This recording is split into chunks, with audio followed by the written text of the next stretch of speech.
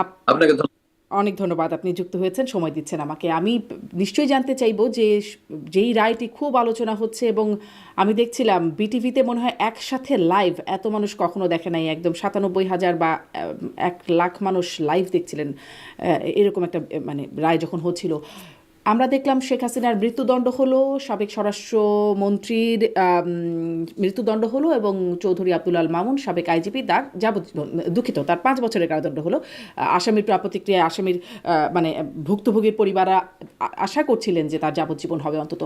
এই আমরা মোটামুটি রায় এবং রায়ের প্রতিক্রিয়ার ভুক্তভোগীদের পরিবারের প্রতিক্রিয়া দেখলাম। আপনার কাছে আসলে শুরুতেই আপনার পর্যালোচনা জানতে চাই একজন আইনজীবী হিসেবে, কেমন মনে হলো আপনার কাছে রায়? ধন্যবাদ আপনাকে, আমাকে সংযোগ, যারা শুনছেন সকলকে শুভেচ্ছা। প্রথমেই আপনি বলছেন যে এটা খুবই একটি ইম্পর্টেন্ট ইস্যু ছিল দেখেই কিন্তু বহু লোক সংযুক্ত হয়েছে। কারণ এর মধ্যে দুটো গ্রুপই আছেন, কেউ কেউ রায় তাদের পক্ষে হোক চেয়েছেন, কেউ কেউ রায় তাদের বিপক্ষে হোক এরকম চেয়েছেন। এবং ইন্টারন্যাশনালি কিন্তু বেশ গুরুত্ব দিয়ে দেখা হয়েছে। এবং সরাসরি অনেক কারণ হলো যে এই বাংলাদেশের বর্তমান প্রেক্ষাপটে, বিশেষ করে 5ই আগস্টের পট পরিবর্তনের পরে, 5ই আগস্টের আগে শেখ হাসিনা যখন ক্ষমতায় ছিলেন দীর্ঘ 16 বছর, এবং সেই দীর্ঘ 16 বছরে আন্তর্জাতিক বিভিন্ন সংস্থা এবং আন্তর্জাতিক বিভিন্ন লিডারশিপ সকলের সঙ্গে তার একটা ভালো পরিচয় হয়েছিল, এবং সবাই কিন্তু তাকে প্রশংসা করেছেন, পুরস্কার দিয়েছেন, সবকিছু হয়েছে। শুধুমাত্র লাস্ট স্টেজে গিয়ে যখন উনি বললেন যে সেন্ট মার্টিন কোনো সাদা চামড়া আমাদেরকে দিতে বলছে, আমি যেটা দিতে রাজি না, এবং এবং আপনার আমি হয়তো ক্ষমতায় নাও থাকতে পারি, এরকম বক্তব্য দেওয়ার পর থেকে এরপরে বছর খানেক আমেরিকার তৎকালীন যে সরকার, তাদের সঙ্গে একটা বিরোধ সৃষ্টি হয়েছিল। সেক্ষেত্রে আপনার স্যাংশন থেকে শুরু করে উনিও তাদের বিরুদ্ধে সমালোচনা করা। তো শুধুমাত্র আন্তর্জাতিকভাবে আমরা একটা দেশই দেখেছি, তার সঙ্গে তৎকালীন প্রধানমন্ত্রী শেখ হাসিনার একটা চরম রাজনৈতিক বিরোধ সৃষ্টি হয়েছিল। এবং তারই প্রেক্ষিতে কিন্তু ওই যে ডিপ স্টেট থেকে শুরু করে, যেটা নাকি প্রথম এসে হাড়ি ভাঙলেন ট্রাম্প, প্রথম এসেই বললেন যে কত মিলিয়ন ডলার বাংলাদেশ বা সরকার পরিবর্তনের জন্য খরচ হচ্ছে, ইউএসডির ফান্ড বন্ধ করে দিলেন। এখান থেকে আমরা আসলে গোড়ার খবরটা অনেক কিছু জানতে পারলাম।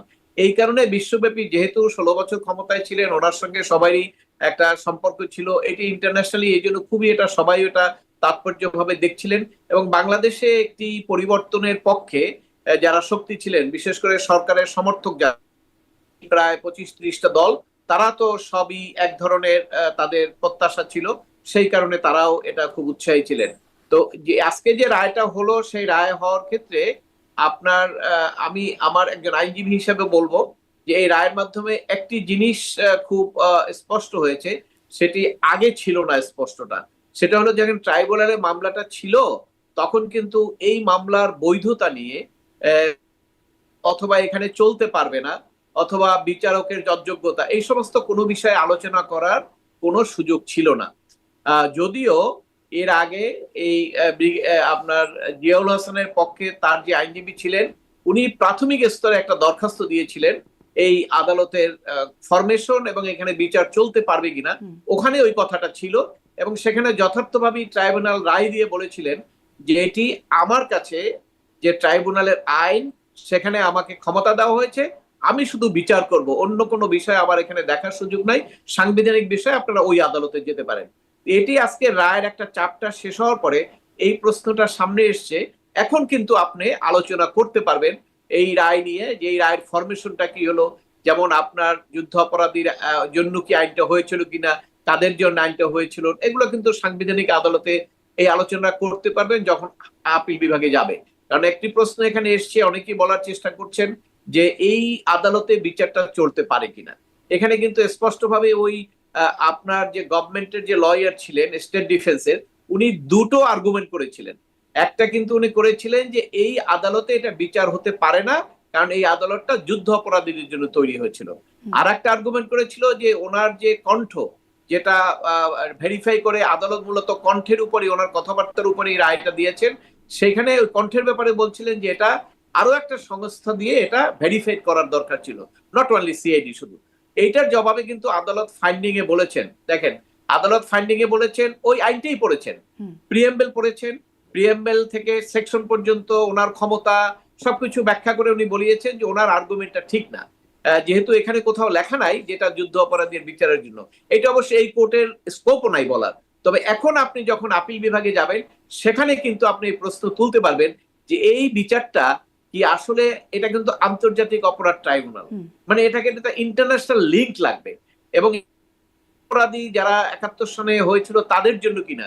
যদিও প্রিএমবেলে কথাটা নাই, কিন্তু যে কোনো আইন হলে সে আইনটা কিন্তু একটা বিল আকারে আসে এবং সেই বিলের উপরে কিন্তু সংসদে আলোচনা হয়। আপনি জানেন আইনের ব্যাখ্যা যখন কোর্ট দেয় তখন একটা জিনিস বলে যে intention of the law maker, অর্থাৎ ল মেকাররা কি চেয়েছিল। আপনি অনেক আইনের ব্যাখ্যা জাজমেন্ট দেখবেন আপিল বিভাগে, intention of the law maker অর্থাৎ কি উদ্দেশ্যে আইনটা করা হয়েছিল সেটি, এবং আপনার এই যে প্রিএমবেল থেকে শুরু করে কি পারপাজে করা হয়েছিল, দুটি জিনিস দেখে। যেখানে লিখিত থাকে সুনির্দিষ্টভাবে বিলের মধ্যে, সেখানে তার ইন্টেনশন বলার দরকার হয় না, কারণ ওখানে বিলের মধ্যেই আছে। এখন এই সুযোগটা আসবে এপিলে গেলে যে এই আইনটা, বিলটা যেটা উত্থাপিত হয়েছিল সেটা কি 71 সনের যুদ্ধ অপরাধীদের বিচারের জন্য কিনা। যদি সেখানে প্রমাণ হয় যে 71 সনের যুদ্ধ অপরাধীদের বিচারের জন্য আইনটা করা হয়েছিল, তাহলে কিন্তু সমস্ত ট্রায়াল হয়ে যায়। আপনার কাছ থেকে একটু বিশ্লেষণ চাই। আদালতে নিশ্চয়ই সে সময় আলোচনা হলে আরো আমরা বিস্তারিত বুঝবো, জানবো, কিন্তু আপনার কি মনে হয় আসলে কি এটি, আপনি বলছিলেন কথাটা খুবই শুনতে খুবই মানে ক্যাচি মনে হলো এটা, যে আন্তর্জাতিক অপরাধ ট্রাইব্যুনালের সাথে আন্তর্জাতিক একটা লিঙ্ক থাকতে হবে, কিন্তু এই অপরাধটা অভ্যন্তরীণ অপরাধ, আমাদের দেশের ভেতরে দেশের মানুষের দ্বারা দেশের মানুষের প্রতি হয়েছে, মানে অভ্যন্তরীণ অপরাধ। তাহলে এটি কি মানে আপনার বিশ্লেষণ কি বলে আন্তর্জাতিক অপরাধ ট্রাইব্যুনালে, এটি কি আপনার কাছে মনে হয় কি, মানে আদালত নিশ্চয়ই পরে বলবেন, আপনার কাছে কি মনে হয় এটা বিচার্য? কারণ এটা একটা মানবতা বিরোধী অপরাধ, মানবতা বিরোধী অপরাধের মধ্যে আসবে। জি, আপনার উত্তরটা আমি বুঝতে পেরেছি। যেহেতু আমি প্রসিকিউশন বা ডিফেন্স কোনো পক্ষে নাই, যেহেতু ট্রাইব্যুনাল সম্পর্কে আলোচনার লিমিটেশন আছে, কাজে আমি যে কথাগুলো বলবো এটি মাথায় রেখে আমাকে বলতে হবে। আমি কিন্তু ওই জন্যই আদালতের কথাগুলো বলেই আলোচনা করব, কারণ হলে আমি এর বাইরে যেতে পারবো না, কারণ ট্রাইব্যুনালের সম্পর্কে আলোচনার জন্য লিমিটেশন আছে, সব কথা ইচ্ছা করলেই বলা যায় না। আর আমি তো কোনো মামলার পক্ষ বিপক্ষ না, অথবা আমি শুধু প্রসিকিউশন কি বললো, বিচারক কি ফাইন্ডিং দিল এই ব্যাপারে আমি মন্তব্য করতে পারবো। তা আপনি যেটা জানতে চাচ্ছেন এই প্রশ্নের মধ্যে আপনি উত্তর পেয়ে, যখন এই বিলটা আসবে সামনে, যখন যারা নিশ্চয়ই কেউ না কেউ প্রশ্ন করবে অ্যাপিলেট ডিভিশনে যে এই যে আন্তর্জাতিক অপরাধ ট্রাইব্যুনাল এটা কিসের জন্য গঠন করা হয়েছিল, পারপাস অফ দ্য ল, এবং সেই পারপাস অফ দ্য ল যখন আসবে সেখানে যদি যে বিল এবং সংসদের আলোচনা সেখানে যদি দেখা যায় যে 71 সনে যারা যুদ্ধ অপরাধ করেছিল এবং তাদের অক্সিলারি ফোর্স এই রাজাকার এদের সঙ্গে এদের জন্য, তাহলে কিন্তু ওইখানে ইনিশিয়ালি সাবসিকুয়েন্ট সমস্ত ট্রায়ালটা ভিসিয়ে রয়ে যাবে। কারণ হলো যে আইনে কভার না করলে তো আপনি এখানে ঢুকতে পারবেন না। তবে ট্রাইব্যুনাল যে ফাইন্ডিং দিচ্ছে ট্রাইব্যুনালের দিক থেকে উনি ওইখানে ঠিক আছে, কারণ ওখানে তো ওনার লিমিটেড প্রিএমবেল থেকে উনি শেষ পর্যন্ত পড়েছেন, ওখানে এরকম কোনো কথা বলার সুযোগ নাই, এবং ওখানে কেউ প্রশ্নও তুলতে পারবেন না, কেউ বলতে পারবেন না যে আপনি বিলটা নিয়ে আসেন, কারণ ওটা তো সাংবিধানিক আদালত না, ওনার হলো বিচার করার আদালত। এই পয়েন্টটা উনি আর্গুমেন্ট করেছেন। আর একটা সেকেন্ড আর্গুমেন্ট যেটা করেছেন প্রসিকিউশন ইয়ের পক্ষে, আপনার আসামির পক্ষে, সেখানে উনি জবাবটা এইভাবে দিয়েছেন যে আসামির পক্ষের আইনজীবী বলেছেন যে এইটা ভেরিফাই করার দরকার ছিল যে এআই দিয়ে প্রস্তুত কিনা, কারণ ওনারা কিন্তু কোর্টের মধ্যে ওনাদের বক্তব্য শুনেছেন, হাসানুল হক ইনু, ব্যারিস্টার তাপস, মাকসুদুল সাহেব এদের বক্তব্য শুনেছেন, এবং সেখানে কিন্তু আমি যতটুকু জানি মিডিয়ায় হাসানুল হক ইনু যখন কোর্টে নেওয়া হয় তাকে যখন জিজ্ঞাসা করা হয়েছিল তিনি কিন্তু স্পষ্ট বলেছেন যে এটা এআই থেকে তৈরি করা হয়েছে, অন্য কারো ব্যাপারে আমরা কোনো বক্তব্য পাই নাই। তবে এখানে স্বাভাবিকভাবে প্রশ্ন আসবে এআই তে তৈরি করে কিনা, কিন্তু আদালত কিন্তু সেটার জবাবে বলেছেন যে আপনি যদি দ্বিতীয় কোনো পক্ষ আপনার এইটা ফরেনসিক করার প্রয়োজনীয়তা থাকতো, আপনি তো কোনো আবেদন করেন না আগে, তাহলে এখান থেকে আপনাকে বুঝতে হবে যে এখানে এই যে ডিফেন্স লয়ার তিনি কিন্তু তার দায়িত্ব পালনের ক্ষেত্রে সঠিকভাবে পদক্ষেপ নেননি, কারণ আদালতই তাকে স্মরণ করিয়ে দিয়েছেন আপনি তো আগে আবেদন করলেন না, আবেদন করলে কিন্তু একটা সেকেন্ডারি ইনভেস্টিগেশন বা ফরেনসিক হতো যে কথাগুলো তাদের কিনা, এবং সেইভাবেই কিন্তু আসতো, এবং সেই দুইটা যুক্তি দিয়ে তারপরে কোর্ট কিন্তু তাদের অন্যান্য ফাইন্ডিংসে গেছে। আমি যেটা দেখেছি আমার কাছে যেটুকু মনে হয়েছে, আদালতে একজন দ্বিতীয় এবং তৃতীয় জন হলো রায় ঘোষণা করেছেন তার কিছু বক্তব্য, প্রথম এবং দ্বিতীয়র মধ্যে আমি দেখেছি একজন বিচারক কিন্তু শেখ হাসিনাকে স্বৈরাচার বলে সম্বোধন করেছেন, কিন্তু আমরা এই রায়ের ক্ষেত্রে একটা রায়ের আগে হয়েছে আপিল বিভাগে এই এক্সেম করে দিয়েছে, এই আমার একটা মামলায় একটা মামলা ছিল পাবলিক ইন্টারেস্ট, সেখানে সাবজেক্টের সঙ্গে রিলেটেড না, কিন্তু এখানে বিচারক কিছু কথা বলেছিলেন অন্য কথা যেটা আসলে সাবজেক্টের সঙ্গে রিলেশন না, সেখানে কিন্তু অ্যাপিলেট ডিভিশন সেটাকে এক্সপান্স করে দিয়েছেন। এই যে কথাবার্তাগুলো এসছে এখানে আপনার রায়ের বেসিসটা ধরবেন, ওনারা কিন্তু সব আলোচনাগুলোকে বিশ্বাস করে নিয়েছেন যে হাসানুল্লাহ আবিনীর সঙ্গে কি কথা বললো, তারপরে তাপসের সঙ্গে কি কথা বললো, এবং তারপর আরো একটা সাপোর্ট ওনারা নিয়েছেন ইউটিউবে কে কি বলেছেন, এবং ওনারা এই ফান্ডিংও দিয়েছেন যে অনেক লোকের নাম বলেছেন যে তারা বাংলাদেশে থাকতে পারে না, এসকে সিনহা, মাহমুদুর রহমান, তারপরে পিনাকি, তারপরে যে যারা যারা ইউটিউবার আছেন সরকারের পক্ষে কথা বলেন, তাদের সবাই নাম বলে আদালত বলেছেন যে ওনারাও দেশে থাকতে পারেন নাই। এটা একটা মানে ফাউন্ডেশন করে নিয়ে আসছেন, যেমন কাজ করা হয়েছে যে ওনারাও দেশে থাকতে পারেন নাই। তো আমি দেখলাম যে এই সাক্ষীদের যে জবানবন্দি, সেই জবানবন্দিগুলোর যে ব্যাখ্যা তার চেয়ে অধিকাংশ ছিল এই ইউটিউবার এবং আপনার এই যে পত্রিকা এবং আপনার সাক্ষাৎকার, এগুলোর উপরে মেইনলি উনি বেসিক্যালি বেশি করে এমফাসিস দিয়েছেন। কিন্তু একটা রায় তখন কিন্তু এটার মধ্যে সাক্ষীদের কথাটাই প্রাধান্য পাওয়া উচিত, কিন্তু আমি যতটুকু শুনেছি তাতে কিন্তু প্রত্যেকটা 54 জন সাক্ষীর বর্ণনাটাই আসা উচিত ছিল কি কি, সেখানে কিন্তু ওই রকম আসে নাই। আর একটা কথা হলো যে ফাইন্ডিং দিয়েছেন সুপারিয়র রেসপন্সিবিলিটি এবং আপনার কমান্ডার হিসেবে। এখানে দেখেন যারা আর্গুমেন্ট করবেন ভবিষ্যতে খুব ভালো আর্গুমেন্ট হবে এটা। কমান্ডার কাকে বলেন? কমান্ডার হলো একটা ডিসিপ্লিনারি ফোর্স, আর লিডারকে পলিটিক্যাল যে লিডার তাদেরকে বলে কিন্তু পলিটিক্যাল লিডার। আইনে কিন্তু কমান্ডার শব্দ মিল করা হয়েছে, অর্থাৎ কমান্ডার যখন বলা হয় তখন মনে করতে হবে, কিন্তু সেখানে কিন্তু সুপারিয়রিটি রেসপন্সিবিলিটি এবং কমান্ডার এই দুটোকে এমফাসিস করে ওইটার উপর ভিত্তি করেই কিন্তু ওনাকে প্রথমটার মধ্যে যাবজ্জীবন দিয়েছেন। তো যদি সুপারিয়রি রেসপন্সিবিলিটি এবং কমান্ডিং হিসাবে যদি তার রায়টা আসে, এবং পরে দ্বিতীয়টা যেটা করেছেন সেটা হলো সাভার এবং আপনার এই যে পুরান ঢাকায় যেটা আপনার হয়েছে সেই হত্যার ব্যাপারে আপনার সরাসরি ফাঁসির আদেশ দিয়েছেন। এখন প্রশ্ন আসবে, আপনি যদি সুপারিয়র রেসপন্সিবিলিটির ব্যাপারে আপনি যাবজ্জীবন দেন, তাহলে যে অ্যাকশন যেটা মানে সুপারিয়র রেসপন্সিবিলিটির মাধ্যমে যে অ্যাকশনটা হলো, সেই অ্যাকশনের ব্যাপারে কিন্তু আপনার সাজাটা সিমিলার হওয়া উচিত, কিন্তু সেখানে এসে কিন্তু সাজাটা এমন ভাবে হয়েছে যেটা কিন্তু যদি এপিল হয় সেক্ষেত্রে তাদের বেনিফিট পাওয়ার সুযোগ সৃষ্টি হবে। কারণ হলো এই হত্যাগুলো কিন্তু সরাসরি আপনার পুলিশ করেছে এবং সেখানে তাদের তো লায়াবিলিটিস আছে, কিন্তু এখানে কিন্তু আসামি ছিল 3 জন, আইজি এবং 2 জন, এবং সেখানে কিন্তু যে হত্যা করেছে যে গুলি করছে সে কিন্তু এখানে নাই। অতএব সেক্ষেত্রে কিন্তু এখানে বেনিফিট অফ ডাউটের ক্ষেত্রে কিন্তু এপিলে গিয়া সে সমস্ত বেনিফিট গুলা আসামিদের পক্ষে যেতে পারে যদি কখনো এই প্রশ্ন কেউ উত্থাপন করে। এর বাইরে আমি যেটা দেখেছি সেটা হলো যে হবে, কারণ মানে আসামিরা তো পলাতক আছেন অবশ্য চৌধুরী আব্দুল আল মামুন তিনি দেশে আছেন, তার 5 বছরের কারাদণ্ড হয়েছে, তিনি অ্যাপিল করবেন কিনা জানি না, কিন্তু যাদের আসলে মৃত্যুদণ্ড হচ্ছে তারা তো দেশের বাইরে, তাহলে অ্যাপিল কি হবে? শুনেন, আপনি অ্যাপিল কি হবে এই প্রশ্নের উত্তরে আমি বলি ফাঁসি কি কার্যকরী হবে? দুটো প্রশ্নের উত্তরই কিন্তু আমাদের কাছে অজানা, কারণ ফাঁসি তো এটা কার্যকরী, শেখ হাসিনা তো দেশের বাইরে আছেন, আর আপনার শেখ হাসিনাকে আনার মতো এইটার কোনো পরিবেশ পরিস্থিতি এখনো আমরা দেখি না। আর ফাঁসি হওয়ার পরে তো আনার যে সুযোগ ছিল সেটি আরো বন্ধ হয়ে যাবে, কারণ আপনি জানেন বিদেশে যখন একটা লোককে ফাঁসি দেওয়া হয় তাকে রাজনৈতিক আশ্রয়ের জন্য একটা স্ট্রং গ্রাউন্ড তৈরি হয়। বঙ্গবন্ধু মার্ডার কেসে কানাডাতে যিনি আছেন রাজনৈতিক আশ্রয়, ওই একটা গ্রাউন্ডেই আমার বাংলাদেশে ফাঁসি হয়েছে। এই 16 বছরেও বহু চেষ্টা করেও তারা পারেন নাই।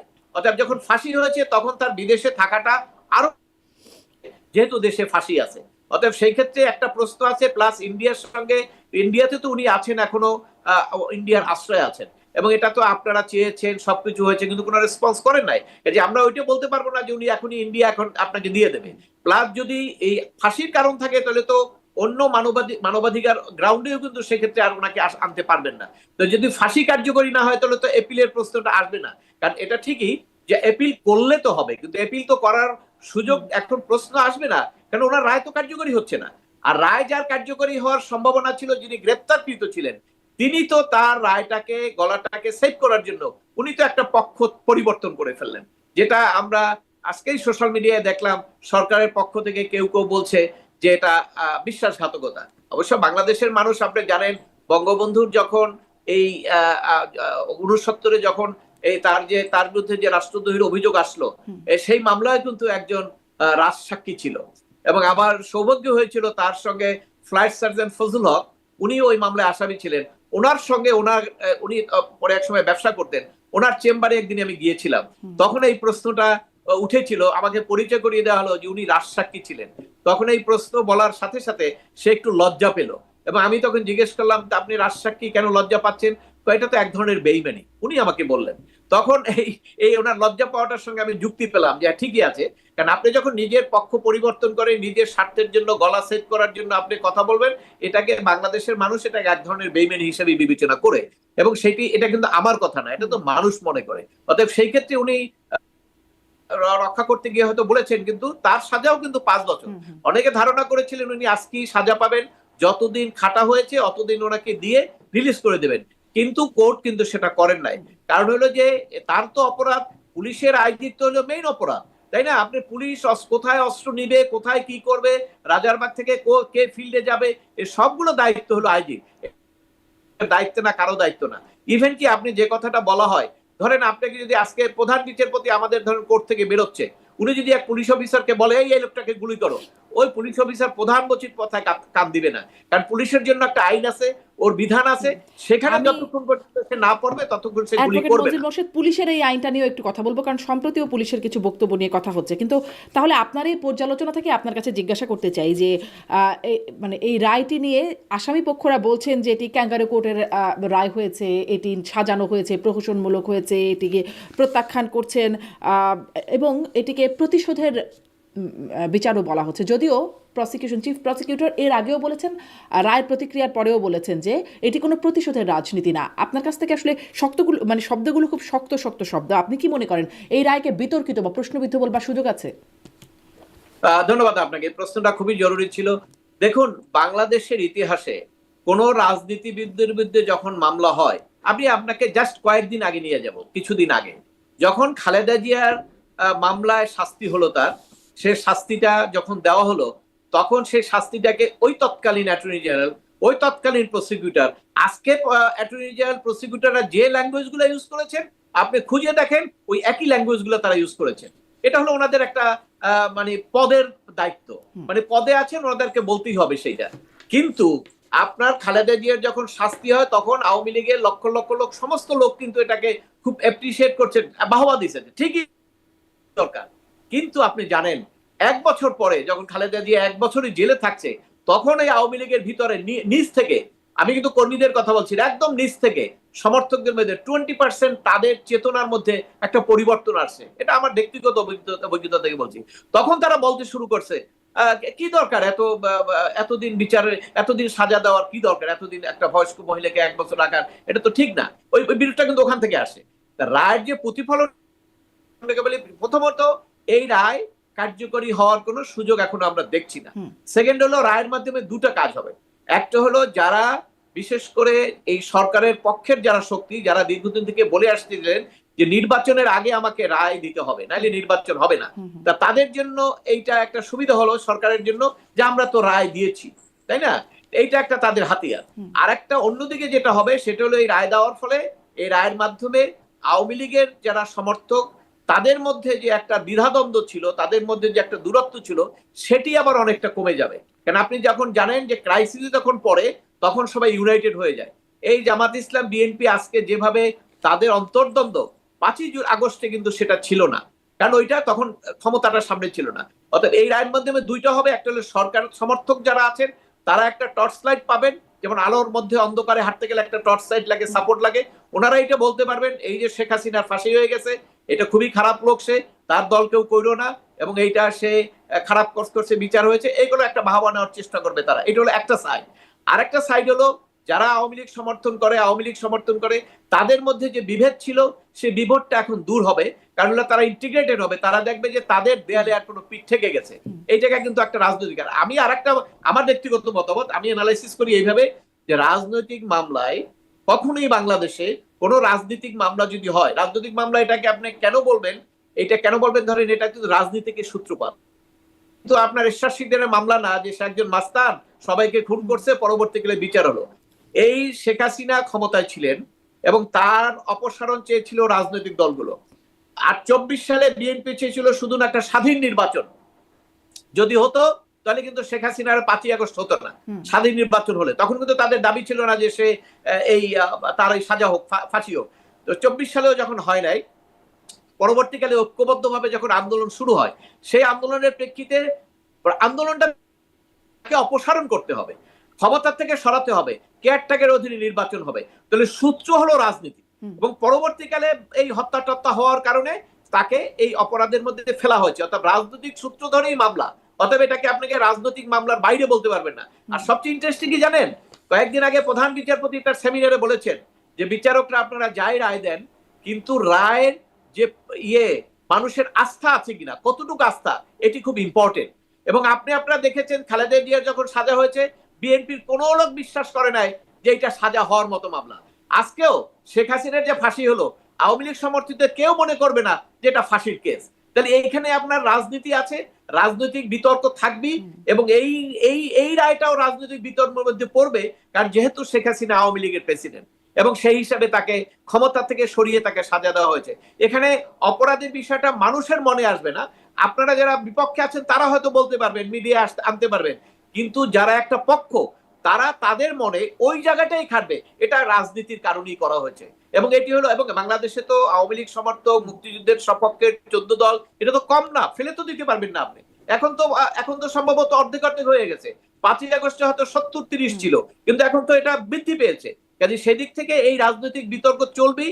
এবং আপনি বলছিলেন যে ফলাফল, এক মিনিট শেষ করি। একটা জিনিস আপনি মনে রাখবেন, এই আদালতে যাদের ফাঁসি হয়েছিল ওই সরকার থাকা অবস্থায় ফাঁসি কার্যকরী হয়েছে। সরকার পরিবর্তনের পরে ওই ফাঁসি সব খালাস হয়ে গেছে। না, সবাই আস্তে আস্তে সব, কেউ দুর্নীতিও করে না, খালাস হয় না, সব বের হয়ে গেছে। রাজনৈতিক পট পরিবর্তনে বাংলাদেশের পরিস্থিতি যা হয়, এটিও আপনি মনে রাখেন, রাজনৈতিক পট পরিবর্তনের কারণে এগুলোও যে ভবিষ্যতে পরিবর্তন হবে না, এটা কেউ নিশ্চিত করে বলতে পারে না। জি, আমি একটু মানে আপনার কথা থেকে এই প্রশ্ন করি যে মানে আগের রায়ের কথা আপনি বলছিলেন, জামাতের সেক্রেটারি জেনারেল তিনি বলছেন যুদ্ধাপরাধীদের বিচার যেটি আওয়ামী লীগের আমলে হয়েছে সেটি আন্তর্জাতিক মানের হয়নি, কিন্তু এটি আন্তর্জাতিক মানের হয়েছে। আর আমাদের চিফ প্রসিকিউটরকে আমরা বারবার বলতে শুনেছি, আগেও বলেছেন, আজকেও মানে রায়ের পরপরেও তিনি বলেছেন এটি কোনো প্রতিশোধের রায় না, আগেরটা আন্তর্জাতিক মানের হয়েছে, এটি মানে হয় নাই, এটি আন্তর্জাতিক মানের হয়েছে। এই বিষয়ে আপনার বক্তব্য কি? ওই যে আপনাকে বললাম, আপনাকে রাজনীতি এসে গেছে, আপনাকে রাজনীতি এসে গেলে দুই পক্ষের রাজনীতিকে আপনাকে শুনতে হবে। যেমন জামাতে ইসলাম বলেছে, জামাতে ইসলামের প্রথম দাবি হলো যে তাদের অনেক নেতাকে এখানে হত্যা করা হয়েছিল এবং সেটা যুদ্ধ অপরাধ ছিল এটা। এবং সেইখানে ট্রায়ালটা ধরেন কত বছর থেকে হয়েছে, প্রায় 2 বছর ট্রায়াল চলে তারপরে সাজা হয়েছে। এবং সেখানে কিন্তু আপনার ধাপে ধাপে একদম অ্যাপিল বিভাগ রিভিউ পর্যন্ত যাওয়ার পরে তারপরে হয়েছে, তাই না? তো সেইটা যদি আন্তর্জাতিক মানের না হয়, আজকে 4 মাসের মধ্যে যে আপনি বিচার করে সাজা দিলেন, সেটা কিভাবে আন্তর্জাতিক মানের হলো? এটা আন্তর্জাতিক মানের প্রশ্ন করি। আপনি বলছেন 4 মাসের মধ্যে বিচার করে সাজা দেয়া হলো। আমরা চিফ প্রসিকিউটর তাজুল আলম তিনি গেল 30শে আগস্ট মানে একটা বক্তব্যে বলছেন, আমি কোট করি তাকে, আগামী নির্বাচিত সরকার জুলাই গণ অভ্যুত্থানে সংঘটিত অপরাধ এবং গুম খুন সহ আওয়ামী লীগ সরকারের শাসনামলে সংঘটিত মানবতা বিরোধী অপরাধের বিচার প্রক্রিয়া নিয়ে অগ্রসর হবে কিনা সেজন্য তাড়াহুড়া করতে হচ্ছে। ফলে যতটা নিখুঁতভাবে এই কাজটা করা দরকার ছিল তা কিন্তু আমি হয়তো করতে পারবো না, অনেক বেশি হ্রাস করতে হচ্ছে।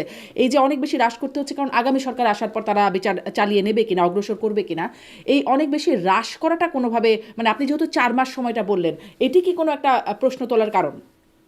শুনেন, আপনার ইতিহাস এবং ঘটনা এটা যে যাই বলুক না কেন, সবসময় আপনার জীবন্ত, কেউ এটাকে খণ্ডন করতে পারে না। এই যে কথাটা বলেছেন, এই কথাটা ওনার কথার সঙ্গে আরো কয়েকটা কথা যোগ করেন, সেটাও আপনারা দেখেন।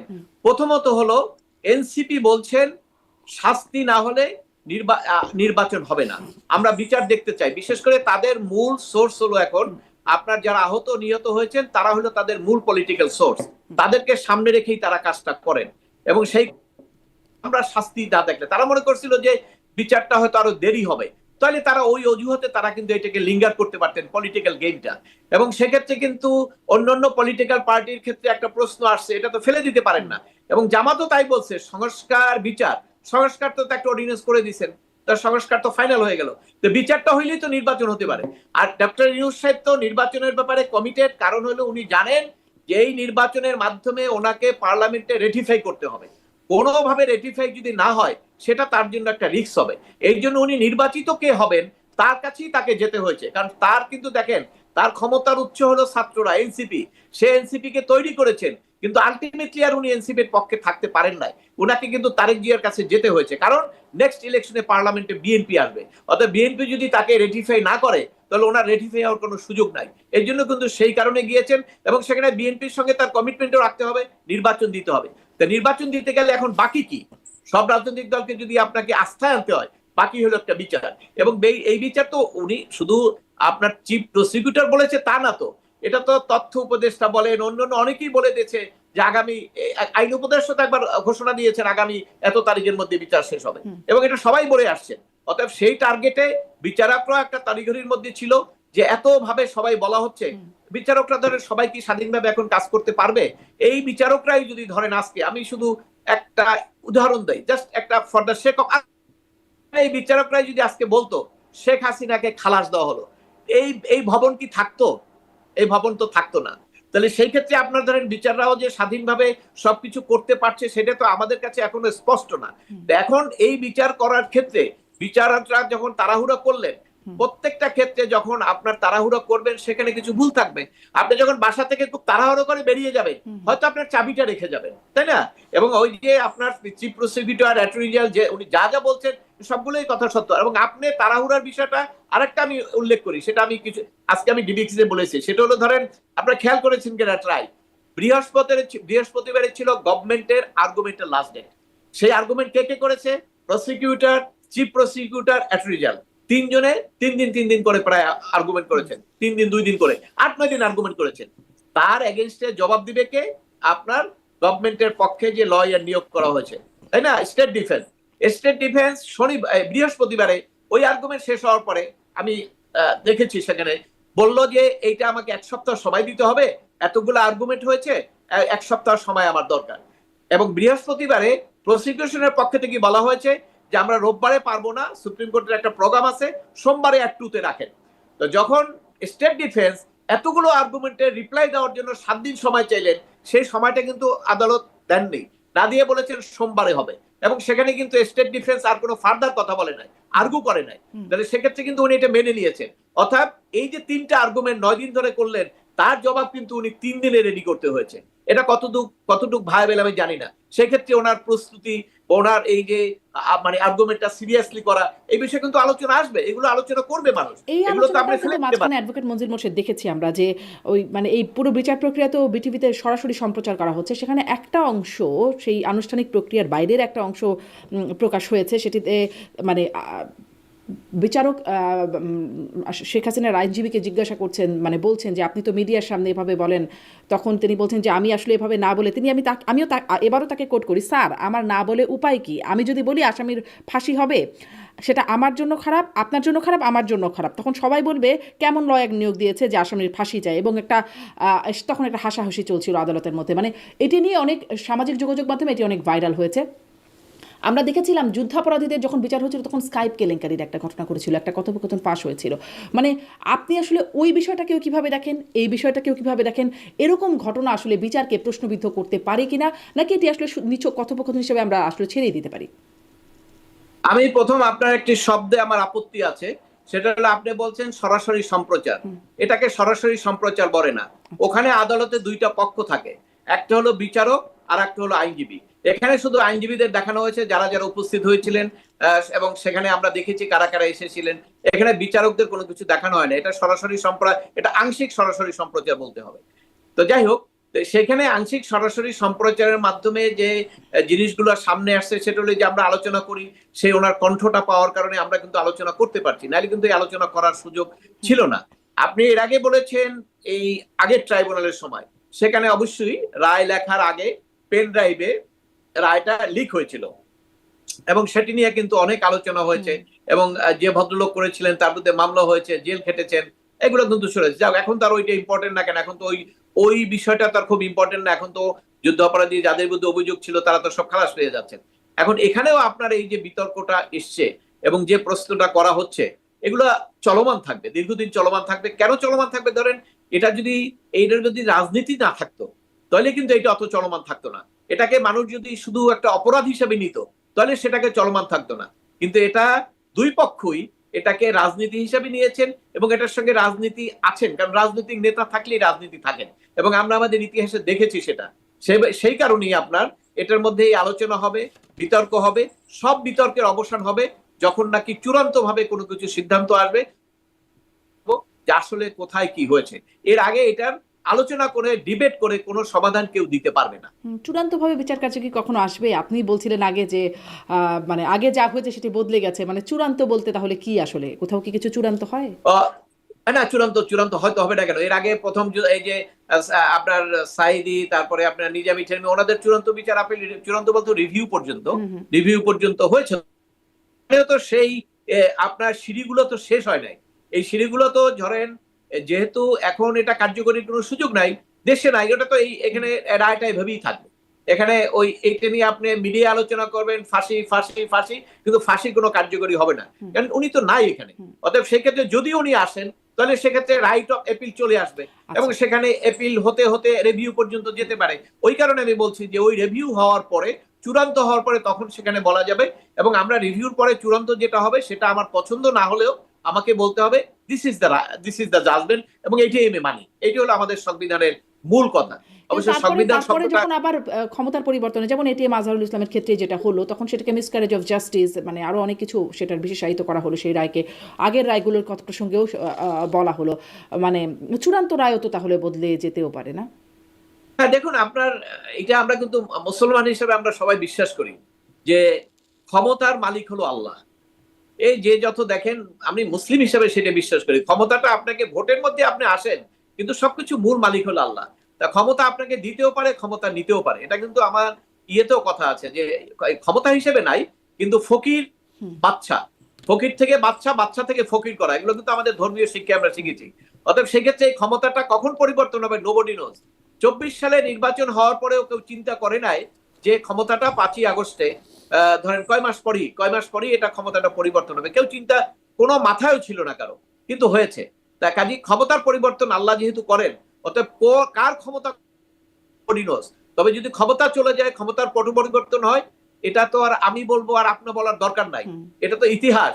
এই যে ক্ষমতার পরিবর্তন হলো, যুদ্ধ অপরাধী চূড়ান্ত ফাঁসি থেকে হঠাৎ করে কয়েকদিন পরে খালাস হয়ে গেল। আবার খালেদা জিয়ার শাস্তি হলো, খালাস হয়ে গেল। আবার তারেক জিয়ার শাস্তি হলো, সে নিয়ে আপিল করলেন না, দেশেও আসলেন না, খালাস হয়ে গেল। তারপর অনেক দুর্নীতির মামলা, যারা নাকি ক্ষমতার পক্ষে আছেন তাদের সব খালাস হয়ে যাচ্ছে। কিন্তু আওয়ামী লীগ ক্ষমতায় থাকা দুর্নীতি করেছে তাদের বিরুদ্ধে আবার কোনো মামলা হয় না। এটি হলো রাজনীতি। যারা যখন ক্ষমতায় থাকবে তারা তাদের সুবিধা মতো করে এবং তাদের পক্ষেই করে এবং সেখানে রায় কি হবে সেটা আসলে নির্ভর করছে ক্ষমতায় কে আছে। বাংলাদেশের বাতাস যেদিকে যায় সবকিছু সেদিকেই প্রবাহিত হয়। এটি তো আমাদের অভিজ্ঞতা। সেই অভিজ্ঞতার আলোকে বলছি, ক্ষমতা পরিবর্তন হলে এই রায় যে পরিবর্তন হবে না এটা কিন্তু নিশ্চিত করে বলা যায় না। মানে তাহলে আদালতের উপর আস্থা, বিশ্বাসের জায়গা, যাই হোক এটা একটা পুরনো আলোচনা, সেটি নিয়ে আর নতুন করে আলোচনায় না যাই। মানে আমরা দেখলাম রায়কে ঘিরে বেশ সহিংসতার আভাস ছিল, সতর্কতামূলক ব্যবস্থার জায়গা ছিল। আপনি বলছিলেন যে পুলিশে একটা, মানে কিছুক্ষণ আগেই বলছিলেন যে পুলিশেরও তো কিছু আইন আছে, বিচারপতিও যদি বলেন গুলি করো তুমি গুলি করতে পারবেন না, আপনি একটু আগে বলছিলেন। সেখান থেকে আমি আসলে মনে করছিলাম যে এই প্রশ্নটা করব, যে এই সহিংসতার ক্ষেত্রে সিএমপি কমিশনার এবং ডিএমপি কমিশনার বক্তব্য খুব আলোচিত হচ্ছে। সিএমপি কমিশনার বলছিলেন যে অস্ত্রধারী সন্ত্রাসী দেখলে ব্রাশ ফায়ারের নির্দেশ দিয়েছেন, আর ডিএমপি কমিশনার বলেছেন যানবাহনে অগ্নিসংযোগ বা ককটেল বিস্ফোরণ করতে হলে গুলির নির্দেশ দিয়েছেন। এবং ডিএমপি কমিশনকে জিজ্ঞাসা করলে তিনি ক্লিয়ার করেছেন যে আমি ওয়্যারলেসে বলেছি যে কেউ বাসে আগুন দিলে, ককটেল মেরে জীবনহানির চেষ্টা করলে তাকে গুলি করতে। মানে এটাই কি আইন কিনা, এভাবেই করা যায় কিনা? স্বরাষ্ট্র উপদেষ্টাও কিন্তু তাদের পক্ষে বলেছেন যে এটি আসলে সেলফ ডিফেন্সের জন্য এই বক্তব্যের ভ্যালিডিটি বা জাস্টিফাই তিনি করেছেন। দেখুন, বাংলাদেশে আমরা বলছি পরিবর্তন হয়েছে, বৈষম্য দূর করতে চাচ্ছি। শেখ হাসিনার সময় যখন এই পুলিশের গুলি, হাইকোর্টে কিন্তু রিট পিটিশন নিয়ে গেছিলেন আইনজীবীরা। সেখানে আদালত কি দিলেন সেটা না, আইনজীবীরা কিন্তু গেছিলেন, আর্গু করেছেন, মিডিয়া এসছে, আলোচনার মধ্যে এসছে। আজকে যখন পুলিশ কমিশনার কথা বললো, কোনো আইনজীবী তো কোর্টে যান না। এখন বলতে পারেন কেন যাচ্ছে না? সাহস নাই, পরিবেশ নাই। আদালতে যাওয়ার জন্য তার যে স্বাধীনতা, সেই স্বাধীনতা আপনি সাংবাদিক, আপনি আমেরিকাতে বসে এখন কথা বলছেন, আপনি বাংলাদেশের কোনো মিডিয়ায় থাকলে এই ধরনের প্রশ্ন আপনি করতে পারতেন কিনা এটা সন্দেহ আমার আছে। কারণ বাংলাদেশের মিডিয়া তো সেইভাবে প্রশ্ন করতে পারে না। অতএব এখানে আজকে একই কারণে, যে কারণে যদি বলা হয় যে শেখ হাসিনা ওখানে অর্ডার দিয়েছেন, মার্ডার হয়েছে, অতএব সুপারিয়র রেসপন্সিবিলিটি, তাহলে এই পুলিশ কমিশনারের তো সুপারিয়র রেসপন্সিবিলিটি আছে, তাদের মধ্যে তো একই ধরনের মামলা হওয়ার কথা, কিন্তু সেটা তো হচ্ছে না। কারণ হলো যে এই যে তাহলে আপনার কি অ্যাডভোকেট মনজিল মোরশেদ, আপনার কথা থেকে আমি একটু এটা এরকম কি করা যায় কিনা যে ধরেন তখন মেট্রো রেলে আগুন দেওয়া হয়েছে, পুলিশ গুলি করেছে, এখন বা যানবাহনে আগুন দিলে পুলিশ গুলি করবে, মানে একই রকম ব্যাখ্যায় চলে আসে কিনা? না, একই না তো, বিপরীত ভিড়। তখনও তো কেউ কেউ সরাসরি না বললেও সেক্রেটারি জেনারেল হয়তো বলছে, হ্যাঁ আমাদের কথা সে বলছেন যে সন্ত্রাসীদের দেখা মাত্র গুলি করা। তাহলে ওই সম্পদ তো কার ছিল? সরকারের। ওই সরকারের ওইখানে যদি আগুন দিতেন গুলি করার নির্দেশ দেওয়া হয়েছিল, মানে সেক্রেটারি দেও, যে কেউ দিয়েছে, ওদের দলেরই একজনই দিয়েছে। তো সেটা তো আমরা সমালোচনা হয়েছে, তাই না? সমালোচনা হলে আইনের আওতায় আসার কথা আসছে, আজকে তো সেটা হচ্ছে না। তাহলে এইটাই বলা হচ্ছে যে যখন ক্ষমতায় থাকবে সে যেভাবে বলবে সেইটাই সেইভাবে হবে। এখানে এর কোনো ব্যতিক্রম বাংলাদেশের রাজনীতিতে এখন পর্যন্ত হয় নাই। বাংলাদেশের রাজনীতিতে হওয়ার জন্য একটা প্রত্যাশা এসেছিল 5ই আগস্টের পরে, যে অনেক কিছু পরিবর্তন হবে, বিচার বিভাগ স্বাধীন হবে, বিচার হবে ন্যায় বিচার, এবং প্রশাসন হবে ন্যায় নীতির অধীনে, এবং সবাই তার অধিকার থেকে বঞ্চিত হবে না, অপরাধ করলে তার শাস্তি হবে, সে কোর্টে যাবে, সে সরকারি দল হোক বিরোধী দল হোক। কিন্তু আমরা কিন্তু আজকে সেটা দেখতে পাচ্ছি না। আজকে ওই একই অবস্থা, আগে যেভাবে চলছে, কোনো কোনো ক্ষেত্রে আরো খারাপ হয়েছে পরিস্থিতি, এবং কিছু কিছু ক্ষেত্রে নিজের নিয়ন্ত্রণ, সরকারের কাছে পুরোপুরি নিয়ন্ত্রণ আছে দেখে হয়তো অনেক কিছু বোঝা যাচ্ছে না। কিন্তু এখানে যে খুব বড় ধরনের পরিবর্তন, মানুষের যে প্রত্যাশাটা, বিচার বিভাগে ন্যায় বিচার প্রতিষ্ঠা, তারপরে বৈষম্যহীন সমাজ ব্যবস্থা, বৈষম্যমূলক আইন, তা আপনি তো উদাহরণ দিয়েই দেখাই দিলেন যে একজনে গুলি করার অর্ডার দিলে তার বিরুদ্ধে বিচার হবে, আর একজনে গুলি করার অর্ডার দিলে তার বিরুদ্ধে বিচার হবে না, এবং সে দর্পণে সে বলা হবে যে সে তো আছে, পদে আছে, অতএব সে দর্পণে চালাই যেতে পারবেন। এগুলো মানুষের চোখে বাজে, এবং এই কারণেই ওই যে রাজনীতি, এই যে ফাঁসির আদেশ বললেন না, এই পয়েন্টগুলো ওখানে যোগ হবে। এই করি যারা তাদের পক্ষের লোক, তারা বলবে যে এইটাই যদি হয় তাহলে ওনার অপরাধ কি? উনি তো জানমাল রক্ষা করার জন্য নির্দেশ দিয়েছেন, তাহলে আপনারাও যদি জানমালের রক্ষার জন্য নির্দেশ দেন, তাহলে কেন এটা ইকুয়াল হবে না? এটা কেন সমান পর্যায়ের অপরাধ হবে না? এই প্রশ্নগুলো আলোচনা যখনই আসবে, তখনই কিন্তু এই রায় অন্যান্য সবকিছুর মধ্যে আস্তে আস্তে মানুষ তখন বুঝতে চেষ্টা করবে বা তথ্য পাবে যে এটার ভিতরে আসলে এটার কতটা সঠিকতা আছে। জি, অ্যাডভোকেট মনজিল মোরশেদ, একটু এটা জানি যে মানে আমরা প্রথম 5ই ফেব্রুয়ারি এবছর দেখলাম 32 নম্বর ধানমন্ডি 32 নম্বর বঙ্গবন্ধুর বাড়ি বুলডোজার দিয়ে ভাঙচুর করা হলো। তখন সেখানে সেনাবাহিনী গিয়েছিল এবং সে কিছুই আসলে করে নাই, ভুয়া ভুয়া স্লোগান শুনে তারা বরং মানে ফিরে চলে গেছে। কিন্তু রায় ঘোষণাকে কেন্দ্র করেও 32 নম্বরে বুলডোজার নিয়ে যাওয়া হয়েছে, এবং সেখানে তখন আবার সেনাবাহিনী গেছে এবং তাদের ঠেকিয়ে দিয়েছে, কিন্তু যারা গিয়েছিল বুলডোজার নিয়ে তখন করলো না, এখন আসলে তাদেরকে প্রতিহত করলো। এই বিষয়টা আপনি আসলে কিভাবে দেখছেন? না দেখুন, একটি কথা হলো যে 5ই আগস্টের পরে, 5ই আগস্টের দিন ধরেন ক্ষোভের কথা আপনি বলতে পারেন, 5, 6, 7 এগুলো ক্ষোভের কথা আপনি বলতে পারেন, কিন্তু যখন ইউ টেক ওথ, যখন আপনি শপথ নিলেন, রাষ্ট্র আপনার হাতে গেল, তখন ওই 5ই আগস্টের ক্ষোভের কথাটা আর আসবে না। কিন্তু সরকারের পক্ষের কিছু লোক এটিকে অপব্যাখ্যা দিয়ে এই মব ভায়োলেন্স করে শত শত লোক কিন্তু মৃত্যুবরণ করেছেন, এবং সেখানে কিন্তু আওয়ামী লীগ করেছে তা না, আওয়ামী লীগ ছাড়াও সাধারণ মানুষ, বিএনপি, অনেক লোকই কিন্তু এখানে মৃত্যুবরণ করেছেন, থেকে শুরু করে অনেকের উপরে কিন্তু মব ভায়োলেন্স করা হয়েছে। এটি করার মাধ্যমে একটা ইয়াং গ্রুপ দাঁড়িয়ে গেছেন, তারা রাষ্ট্রের কোনো আইন কানুন মানেন না, এবং তারা মনে করেন তাদের গায়ে রক্ত আছে, রক্ত গরম, তারা যেটা বলবেন, যেটা 5ই আগস্ট হয়েছে, তারা যেটা বলছেন সেটাই হয়েছে, এবং আজকেও তারা মনে করেন আজকেও সেইটা হতে হবে। কিন্তু তাদের তো বুঝতে হবে যে আজকে তো দেশে একটা সাংবিধানিক সরকার, অর্থাৎ সরকার থাকলে সরকারের নিয়ম কানুনের বাইরে কিছু করা যায় না। এবং এখানে আজকে ধরেন এখন কিন্তু একটা নির্বাচনের দিকে এগিয়ে যাচ্ছি। আপনি জানেন যে এই 32 নম্বর ভাঙা, এটার একটা, আপনারা জানেন কিনা আমি জানি না, আমি কিন্তু এটা অবজার্ভ করেছি, প্রথম যখন যেদিন ভাঙলো সেদিন পরের দিন সকাল 6টা কি 7টার দিকে প্রথম স্টেটমেন্টটা কে দিয়েছে আপনি জানেন? কে দিয়েছেন? আপনি জানেন না। প্রথম স্টেটমেন্ট দিয়েছে পাকিস্তান সেনাবাহিনীর ইন্টেলিজেন্স চিফ, আচ্ছা, নট পাকিস্তান গভর্নমেন্ট অথবা পাকিস্তান আর্মি, পাকিস্তান ইন্টেলিজেন্সের চিফ প্রথম স্টেটমেন্ট দিয়েছে এই 32 নম্বরে নাকি পাকিস্তান ভাঙার ষড়যন্ত্র হয়েছিল, এবং সেই জন্য এটাকে ভেঙে দিয়ে একটা যথার্থ কাজ হয়েছে।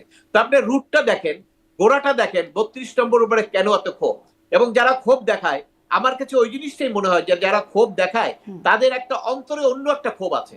এমনিতে একটা বিল্ডিং ধরেন ভেঙে দিলেন, আমরা দেখি না শত্রুতামূলক অনেক বাড়িতে আক্রমণ হয়, পাশের বাড়ির সঙ্গে শত্রুতা হয়, ভাই ভাই সম্পর্ক হয়, এই বাড়িতে যে একবার ভাঙচুর করলো ইয়ে করলো, এরপরে কিন্তু আর কোনো দরদ ওটার উপরে আর কিছু থাকে না, আমরা ভেঙেই তো দিছি।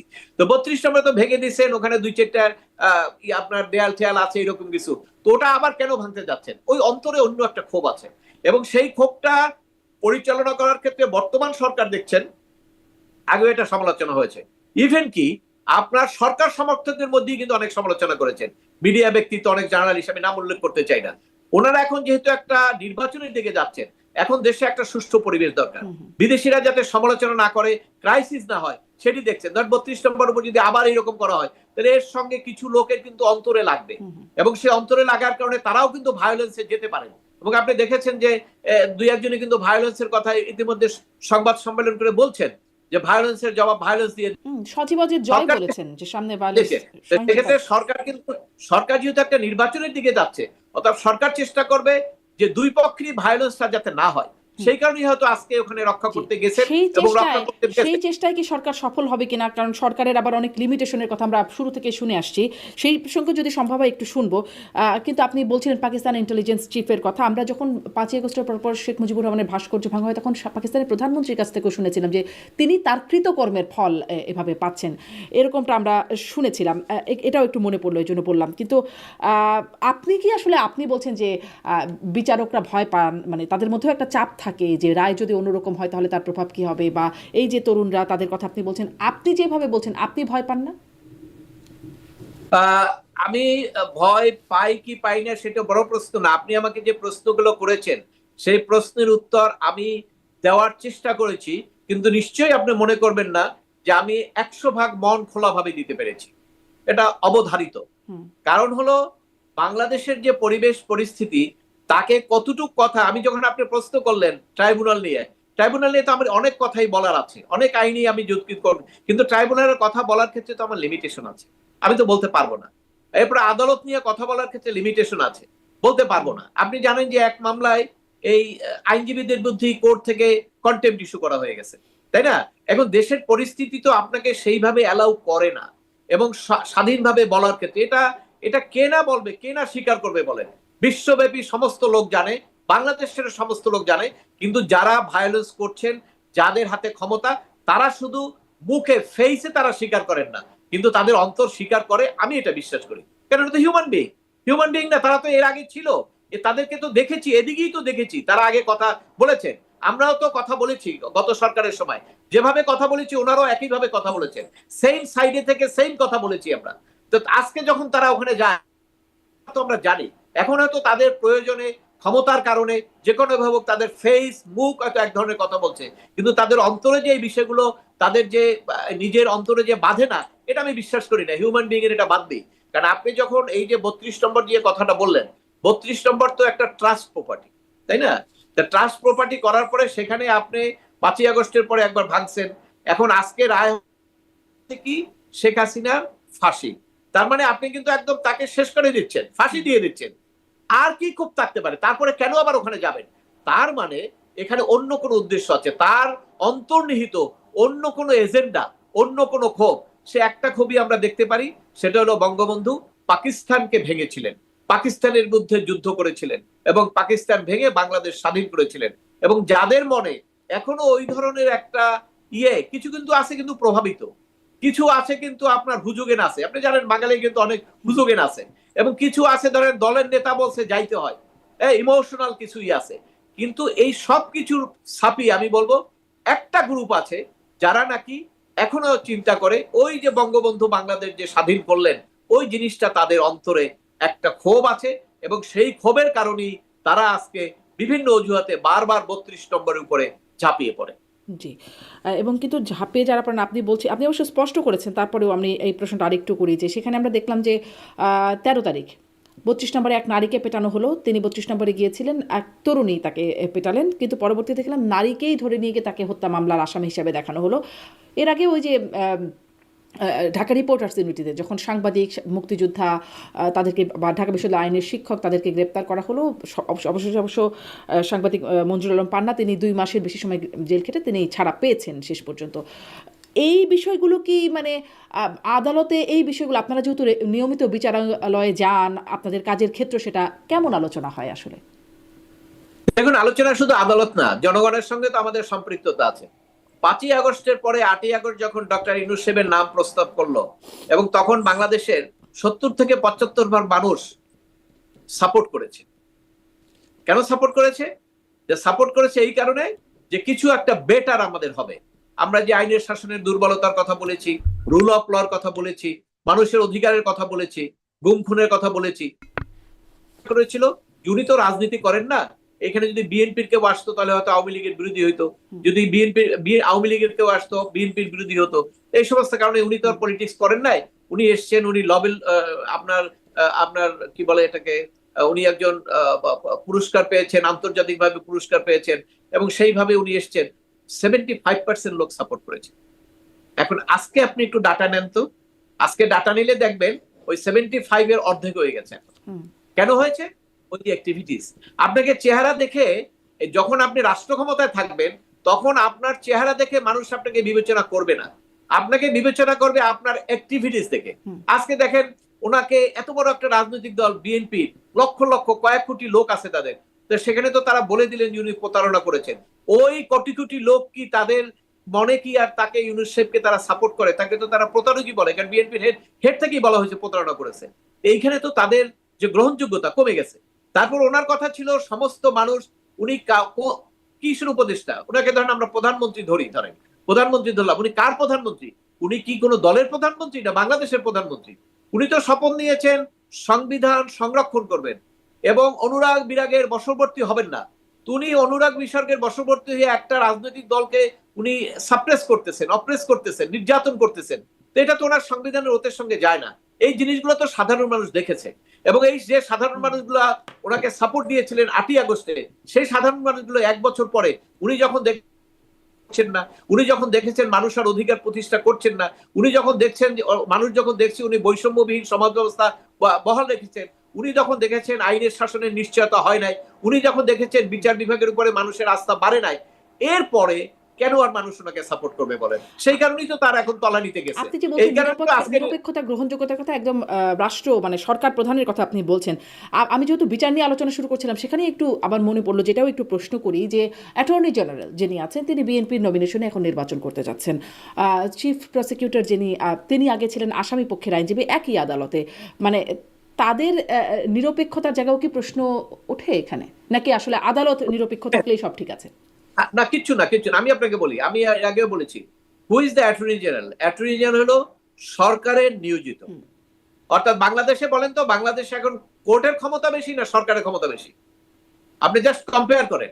বিচারক নিয়োগ দেয় সরকার, অপসারণ করে সরকার, ছুটিতে পাঠায় সরকারের নির্দেশ। এখন না তো, এটা সবসময় কোর্ট পরিবর্তন, তাই না? হ্যাঁ, না সেটাই বলছি। তাহলে সরকারের না, সরকারের ক্ষমতাটা বেশি।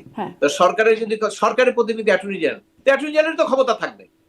মাহমুদুল ইসলাম সাহেব অ্যাটর্নি জেনারেল যাওয়ার পরে আমাদের দেশে যত অ্যাটর্নি জেনারেল আসছে, কোন অ্যাটর্নি জেনারেল সরকারের, মানে অ্যাটর্নি জেনারেলের পদটা কি? সাংবিধানিক পদ। সে হলো সরকারের প্রধান আইন কর্মকর্তা। মাহমুদুল ইসলাম যাওয়ার পরে যে কজন হয়েছে, একজনও সরকারের প্রধান আইন কর্মকর্তা ছিলেন না। প্রত্যেকে রাজনৈতিক দলের ছিলেন, প্রতিনিধি ছিলেন, এবং এখনো আছেন। কেন, উনি তো বলেই দিয়েছেন উনি নাকি অ্যাটর্নি জেনারেল থাকা অবস্থায় নাকি নির্বাচন করবেন। তো করতে পারেন। তো এখন তো আপনার, যেহেতু উনি এলাকায় যাচ্ছেন এবং অ্যাটর্নি জেনারেল হিসেবে আছেন, তাহলে এটা তো সবাই দেখবে যে উনি তো একটা দলীয় অ্যাটর্নি জেনারেল, তাই না? এখানে তো নিরপেক্ষ বলার কোনো সুযোগ নাই। ওখানে নিরপেক্ষ এডিশনাল অ্যাটর্নি জেনারেল আছেন, এডিশনাল অ্যাটর্নি জেনারেল 2 জন আছেন, তারা নিরপেক্ষ। তারা কোনো দলের মিটিং এ যান না, কোনো দলের কথা বলেন না। ওরা 2 জন এডিশনাল আছেন, ওরা কিন্তু নিরপেক্ষ। কিন্তু অ্যাটর্নি জেনারেল তো নিজেই বলছেন উনি দলীয়, এবং উনি দলের থেকে চেয়েছেন, নির্বাচনের নমিনেশন চেয়েছেন, কনস্টিটিউশনাল পদে থেকে আপনি চেয়েছেন। কোথায় কি আইনে আছে না থাকে সেটা বাদ দেন, আমাদের কাস্টম কি? স্বাধীনতার পর থেকে কোন অ্যাটর্নি জেনারেল এইভাবে কি রাজনৈতিক দলের ইয়ের মধ্যে গেছে? চায় না তো। এটা ওই যে মাহমুদুল ইসলাম যাওয়ার পর থেকে আমাদের দুর্ভাগ্য যে সরকার, কোন সরকারই এইভাবে দলীয় রেজুলভিত্তি ছাড়া কোন অ্যাটর্নি জেনারেল নিয়োগ করেন নাই। যার ফলে অ্যাটর্নি জেনারেলটাও এই চেক অ্যান্ড ব্যালেন্স চাই নাই। অ্যাটর্নি জেনারেলকে যে কেউ বলবে, আমি তো বললাম যেহেতু আমার খুব ঘনিষ্ঠ, চিনি, এবং উনি ভদ্রলোক, এবং ওনার সঙ্গে আমার অনেক মামলা মোকদ্দমা হয়, এবং উনি আমাকে চেনে যে আমি তো ওনার বিপক্ষের লোক না, বা ওনাকে আমি এমনিতে সমালোচনা করব। কিন্তু ওনার যেটা সমালোচনার বিষয় আছে, যেটা মানুষ দেখছে সেটা আমি করতে আমার রাইট আছে। এই জন্য তো আমি বলছি উনি তো রাজনৈতিকভাবে প্রভাবিত, উনি তো বিএনপির অ্যাটর্নি জেনারেল, বিএনপি তাকে নিয়োগ করেছে, ওখানে পুশ করেছে। আপনি বলতে পারেন উনি যখন নিয়োগ করেছে তখন তো বিএনপি ক্ষমতায় ছিল না, কিন্তু উনি তো বলছেন যে আমি বিএনপি থেকে নমিনেশন আমি চেয়েছি, তাহলে তো এটা আর তো বলার অপেক্ষা রাখে না। অতএব ওনার কথাটাকে আপনারা অ্যাটর্নি জেনারেল হিসেবে বক্তব্য নেন, কিন্তু এইটা আমি মনে হয় যে ঠিক হবে না যে একজন নিরপেক্ষ একদম অ্যাটর্নি জেনারেল হিসেবে আপনি যদি বক্তব্য নেন সেইখানে মনে হয় আপনার সঠিক হবে না, কারণ সেই নিরপেক্ষতা তো মাহমুদুল ইসলাম সাহেবের পরে কোনো অ্যাটর্নি জেনারেলের পক্ষ থেকে আমরা সেই নিরপেক্ষতা পাইনি। জি, আমি একটু এই প্রশ্ন করতে যাচ্ছি যে আপনি বলছিলেন যে দ্রুততার সাথে করা হচ্ছে, 4 মাসের মধ্যে মামলাটা আসলে শেষ করার একটা জায়গা মানে কথা হচ্ছিল। সেখানে আরেকটা বিষয় কিন্তু সাথে সাথে হয়ে যাচ্ছে, এটা নিয়েও আপনার একটু মন্তব্য জানতে চাই যে মামলা আজকে মানে আলোচনায় হচ্ছে যে লালদিয়া টার্মিনাল নির্মাণ সেখানেও খুব দ্রুততার সাথে করা হয়েছে বন্দর, সেটি ডেনমার্কের একটা কোম্পানির সাথে চুক্তি আজকেই হয়েছে এবং প্রথম আলো খবর করছে সেটি অস্বাভাবিক দ্রুততার সাথে হয়েছে। কত দ্রুততার সাথে হয়েছে মানে এক পরের দিন এরকম সরকারি কাজ এত দ্রুততার সাথে হয় না নর্মালি, কিন্তু সেটি হয়েছে, সেটি ওখানে দেখানো হচ্ছে যে কত তাড়াতাড়ি হয়েছে। এবং কেরানীগঞ্জের পানগাঁও নৌ টার্মিনাল নিয়েও আজকে চুক্তি হয়েছে সুইজারল্যান্ডের প্রতিষ্ঠানের সাথে। এটিকে আপনি কিভাবে দেখেন? ওগুলোও খুব দ্রুততার সাথে হয়ে গেল এবং ওগুলোও ঠিক যেদিন রায় হলো ঠিক সেদিনই ওটা হলো, যার কারণে রায়ের কারণে ওই আলোচনাটা আর হলো না। কিভাবে দেখেন? শুনেন, দ্রুততার সঙ্গে হলে দুটো জিনিস হয়। একটি হলো আপনাকে ফার্স্ট কোশ্চেন আসবে স্বচ্ছতা, সেকেন্ড কোশ্চেন আসবে এফিসিয়েন্সি। কেন আপনি দ্রুত যখন অপারেশন করবেন তখন সেখানে ওই আপনার ভিতরে গজ থেকে যাওয়ার সম্ভাবনা থাকবে, অথবা আমরা অনেক ডাক্তারকে শুনি এখন আপনার বাম পাশের অপারেশন দেখা যায় ডান পাশে করে ফেলছে। এগুলো হলো দ্রুততার রেজাল্ট। এই যে দ্রুত সময়ের মধ্যে করা হচ্ছে সেটা হলো একটা ভুল হবেই, ক্ষতি হবে। ভুল মানে কি, এটা তো চুক্তি, ভুল হলে হবে। আর একটা হলো স্বচ্ছতার অভাব। তো এটা তো সরকার প্রমাণ করছেন যে স্বচ্ছতার ভাবে সরকার চলছে না, স্বচ্ছতার ভাবে চললে কিন্তু এটা হতো না। আর সবচেয়ে চিটাং এর কথাটা যেটা বললেন সেখানে কিন্তু আপনার ধরেন এইটা নিয়ে কিন্তু একটা বিতর্ক হবে, অলরেডি কিন্তু সেখানে আন্দোলন চলছে এবং আমরা এখন নির্বাচনের দিকে যাচ্ছি। এই নির্বাচনের দিকে যাওয়ার সময় চিটাং কোর্ট নিয়ে যদি একটা বড় ধরনের আন্দোলন শুরু হয়, গভর্নমেন্ট কিন্তু সেটা করতে পারবে না। এটা আগের গভর্নমেন্ট বিএনপির সময় আপনি মনে আছে আপনার মহিউদ্দিন চৌধুরী সাহেব লিডিং দিয়েছিলেন, কিন্তু সেখানে কিন্তু তখন পারে নাই। এবং আওয়ামী লীগের সময় চেষ্টা করা হয়েছিল, কিন্তু বন্দরের কিন্তু সবাই ইউনাইটেড হয়ে যায়, পারে না এটা। আর এখন তো বারবার প্রশ্ন আসছে যে আপনি ডেভেলপমেন্টের কথা ভালেন, তা ডেভেলপমেন্টের কথা যদি ভালেন তো ঢাকা, আমাদের ঢাকা ক্যান্টনমেন্টটাকে আপনাকে চাইনিজ এয়ারফোর্সের সঙ্গে একটা চুক্তি করে দেন, আমাদের ঢাকা ক্যান্টনমেন্টটাকে আপগ্রেড করে দেন, তাই না? তা আপনাকে তো যে কোনো জায়গায় নিজের সত্তাকে তো রক্ষা করতে হবে। চিটাং পোর্ট তো এখন কি করছে, ইয়েতে আছে, প্রফিটে আছে। আপনি আপগ্রেড করবেন কেন? আপনার তো এত দুনিয়ার লোকটা কি চলে আসছে সব, আপনি করান। আমাদের দেশের বাঙালিরা তো এখন আর সেই রকম নাই যে তারা ডিজিটালাইজ না, তারা সায়েন্সিস্ট ভালো না, অনেক কিছুই তো আছে। প্লাস হলে আপনি টেন্ডার দিয়েই তো করাইতে পারেন। কিন্তু এই যে হঠাৎ করে গোপন, এখানে দুটো জিনিস আছে। একটা হলো তাদের একটা দায়বদ্ধতা আছে, যেটা নাকি আপনার করিডোর দেওয়ার ব্যাপারে ছিল, যেটা নাকি অন্য অন্য ব্যাপারে। কারণ আপনি তো এটা তো কেউ অস্বীকার করতে পারবে না যে ডিপ স্টেট তারা এখানে তাদের কতগুলো ইন্টারেস্টের কারণে কাজ শুরু করেছিল। আমি জানি না এই কাজটা এখনো অব্যাহত আছে কিনা, কারণ ওখানে তো সরকার পরিবর্তন হয়েছে, সরকারের প্রধানের ইচ্ছার উপরে অনেক কিছু ডিপেন্ড করে, তাই না? তো সেখানে এখন ডিপ স্টেটের ওই ভূমিকা এখন আছে, পরিবর্তন হতে পারে। কারণ যখন বাইডেন চলে গেছে তখন তো ট্রাম্প আসছে, সব তো বাইডেনের এগেইনস্টে তারা। তো সেক্ষেত্রে এই অ্যাম্বাসেডর আসার পরে কি তাদের পলিসি আমরা বলতে পারবো না, তবে এদের একটা দায়বদ্ধতা আছে দেখি তো এই কাজগুলো তারা করছে। এবং সেই কাজগুলো তারা হয়তো, যেহেতু নির্বাচন আসছে সামনে, আপনি কেন চুক্তিটা করেন সরকারের পক্ষে? এই 3 মাস পরে নির্বাচিত সরকার চুক্তি করলে সে জনগণের কাছে তার দায়বদ্ধতা আছে। ওনারা যে চুক্তি করে যাচ্ছেন, ওনা কি আপনি বলেন ওনারা কোথাও পাবেন? এই তো 16 না 17 জন আছে আমেরিকান সিটিজেন, সব তো চলে যাবে। বিদেশি সিটিজেন যারা, একজনকে তো পাবেন না। আপনি দায়বদ্ধ করবেন কোত্থেকে? নির্বাচিত সরকার হলে দায়বদ্ধ করা যায়, অ্যাটলিস্ট 5 বছর পরে ভোটের সময় আমি দায়বদ্ধ করতে পারি যে তুমি আমার চিটাং পোর্ট দিয়ে দিয়েছো, তোমাকে আমি ভোট দেবো না। এইটুক দায়বদ্ধতা আছে। এই জন্য এই যে ফেব্রুয়ারি মাসে ইলেকশন, তার আগে তড়িঘড়ি করে কেন আপনি এটা করবেন?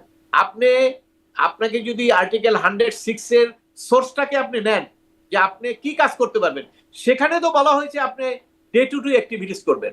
তা আপনি এখন বাইরে চলে গেলেন কেন? কেউ কেউ বলার চেষ্টা করে না আমরা তো ওই ইয়ের মধ্যে না, সংবিধানের মধ্যে না।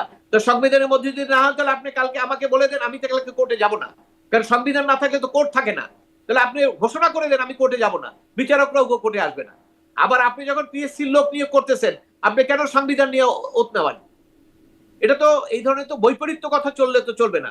সংবিধান অনুযায়ী দেশ চলতেছে, সংবিধানে যা আছে তাই করতে হবে। আপনি আপনার সুবিধা মতো যা কিছুতেই করবেন, সেটা হবে না। সেইটাকে রেটিফাই আমার মনে হয় বিএনপিও কিন্তু সেটা করবে না। কারণ হলো যে বিএনপি তো একটা রাজনৈতিক দল। কিন্তু আপনি এখন তো সব কেউ কিছু করে বলছে যাবেন। না, মানে চুক্তিটা তো হয়ে এখন যাচ্ছে। কেউ শোনেন, বাংলাদেশে ক্ষমতায় থাকলে অনেকে অনেক কিছু বলতে পারে না। আপনি তো দেখেন ক্ষমতায় কেন আগের সরকারের সময় আপনি সব বলতে পারছেন, হুম হুম।